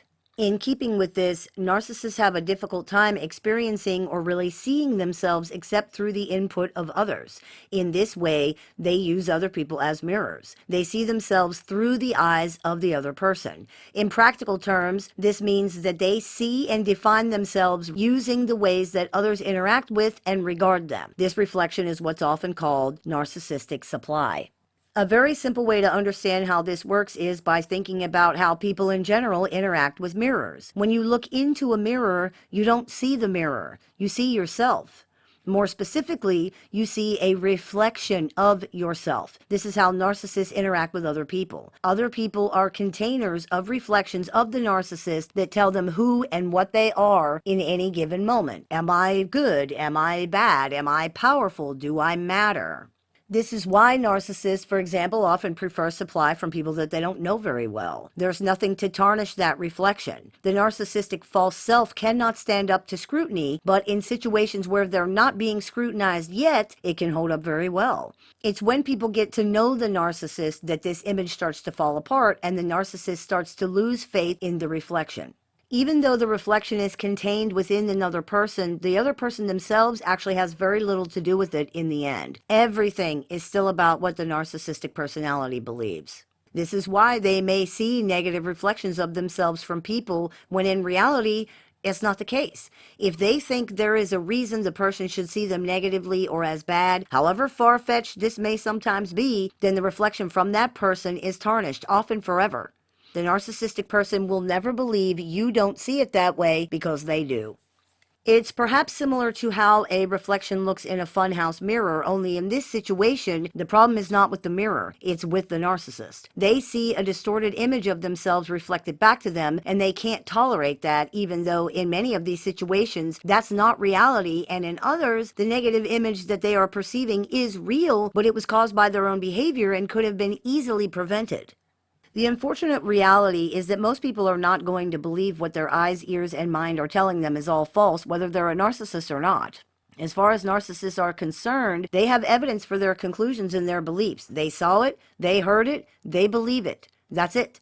For most people, that's enough, and narcissists are no different in this respect. The fact that what they think they saw or heard or what they believe is distorted or misperceived doesn't really have much weight at all. It's real to them, and again, for most people, that's enough. Everything lines up and matches. What they hear, what they see, how they feel, and what they believe are all in sync and reinforcing each other. The only thing that's out of sync is the actual objective reality of what's happening, but the truth is, it really doesn't have a chance against such a united front. Narcissists do not perform a reinterpretation of events in the sense that they've perceived them accurately and then distort them. Their original interpretation of events is faulty. Even events that are reinterpreted later are not being reinterpreted in this sense. It's that they're being viewed through a different perceptual lens, and now they legitimately appear different to the narcissist. These are people who exist moment by moment, and whatever existed outside of this moment is now being seen through the emotional lens they are using this very second and interpreted according to that. This is why it's useless to keep trying to explain to narcissists that they've got it wrong. They literally do not see that, and barring some kind of miracle, it's very likely they're not going to see it. This is why there has been no successful treatment found that can work to affect all cases of pathological narcissism. You cannot make someone believe things they believe are wrong if they see evidence for those things. So what does this have to do with what people really love about narcissists? We have to understand how narcissistic mirroring works before we can understand the main attraction to narcissistic personalities. People often understand mirroring to mean that the narcissist imitates them and takes on their qualities, their preferences, their beliefs, their philosophies. Narcissists absolutely do that. It's part of not having a stable identity, but that's not all mirroring is with narcissists. In the same way that narcissists are looking for an idealized image of themselves to be reflected back to them by others, they endeavor to do the same thing. This is what love bombing is, essentially. The narcissist showers the person with attention or affection or gifts or compliments or some other way of convincing the person that they have achieved some kind of elevated status in the narcissist's perception. They reflect an idealized version of the other person back to them.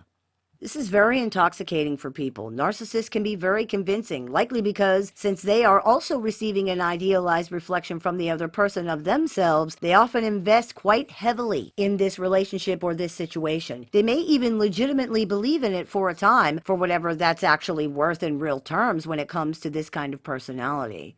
It's also intoxicating because people often feel that someone finally sees them for who they really are, or how they've always wanted to be seen. This perceived realization of the idealized self is very, very attractive to the human ego. In some ways, it's almost impossible to resist. With both the narcissist and someone's own ego working against them, it can be extremely, extremely difficult to maintain a grounded, realistic perception of the situation. It's almost impossible, especially when somebody doesn't know what's going on. It's not just intoxicating either, it's also very insidious in the sense that many people might not realize it's happening until it stops. It doesn't necessarily feel natural or normal to people, but it does feel very, very good. And this can contribute to people overlooking or ignoring any red flags they might be seeing or any gut instinct that they might be feeling. The fall from that perceived elevated status can be very devastating and is often extremely painful and confusing. What happened? What changed? What is going on? The truth is, narcissists offer a fantasy of themselves, of relationships, and perhaps most especially of the other person. Sometimes people take issues with the veracity of that claim, but the fact is that when most people describe what the narcissist was like, they don't usually recount any characteristics or traits that the narcissists themselves actually had. It's almost always and exclusively things related to the way the narcissist treated or related to them. Narcissists often treat other people as if they are very, very important and very, very special. When they stop doing that, the absence is felt at once, and people may become very upset, very hurt, very confused. Worse, many times narcissistic personalities don't just stop treating someone as if they are special, they may start behaving as if they feel the person is totally worthless. Or perhaps instead of behaving as if the person is so good and wonderful, they now expect the person to do every horrible, cruel, shady, manipulative thing under the sun. This flip from white to black is very, very painful. To be thought of and treated so horribly after being thought of and treated so wonderfully is extremely devastating and disorienting and confusing and painful for people. It's made even more terrible by the fact that the person can't even figure out why it's happening. If any explanation is offered by the narcissist, it often doesn't make any sense. With lower functioning personalities, the reasoning might even sound paranoid or delusional and crazy. And to be honest, it is. Narcissists offer a fantasy because essentially they live in one. They don't see you for who you are. They don't see themselves for who they are. They don't really see anything as it really is.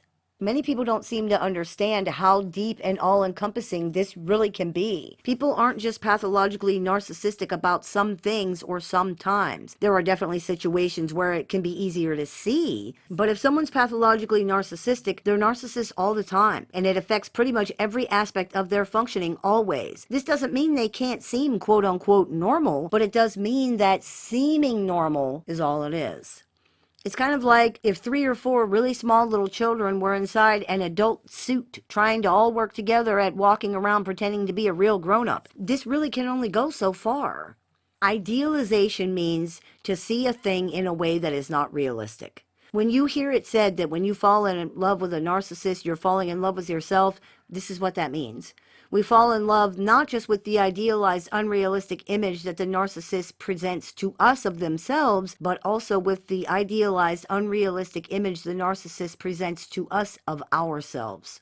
It happens subconsciously in many respects, and it's very powerful. To have seen yourself in this idealized way and then have it not only stop but be destroyed, pulverized, even completely erased, is devastating for people on a very deep level. To say the ego is involved here sounds trite to some people and maybe even dismissive or like negative to other people, but this is actually something that affects people on a very deep, fundamental level. It means the core sense of self and self-image are directly involved here.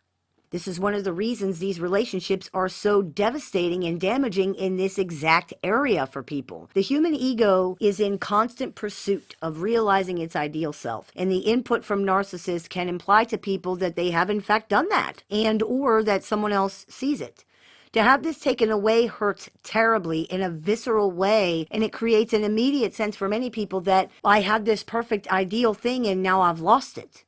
The reality is that all people really had was a fantasy, and therefore they haven't actually lost anything except that. But this doesn't stop people from trying to get back to that, sometimes for years and years and years. Pursuing a fantasy is fruitless and painful. The very attraction of a fantasy is that it's not real. It's an idealized version of something, and by definition cannot be realized because it's imaginary. It's not reality. Pursuing a relationship with a narcissist is chasing a fantasy of them, of relationships, of yourself.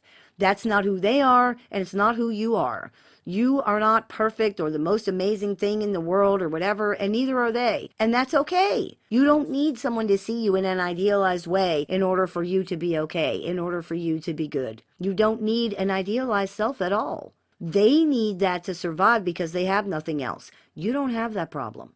When we can see ourselves as we actually are, when we can truly accept ourselves for who we really are, the fantasies offered by narcissists are no longer as attractive as they once were.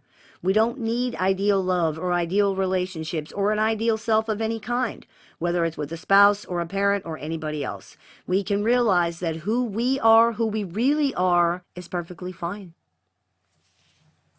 I hope this clears a few things up for you. As always, I look forward to your comments, questions, and suggestions, so please keep those coming. I take appointments online, over the phone, via text, via messenger, via email, and through Skype worldwide. So if you're interested in speaking with me one-on-one, you can visit littleshaman.org to do that. I teach workshops, seminars, and clinics throughout the year, so if you're interested in seeing what we're running this month, you can visit littleshaman.org to do that. And if you are interested in joining our support group with weekly support meetings, weekly weekly informational emails, and more. You can visit littleshaman.org to do that as well. You've been listening to the Meditations and More podcast brought to you by littleshaman.org. That's me, Little Shaman. May the Great Spirit bless you. Have a beautiful day.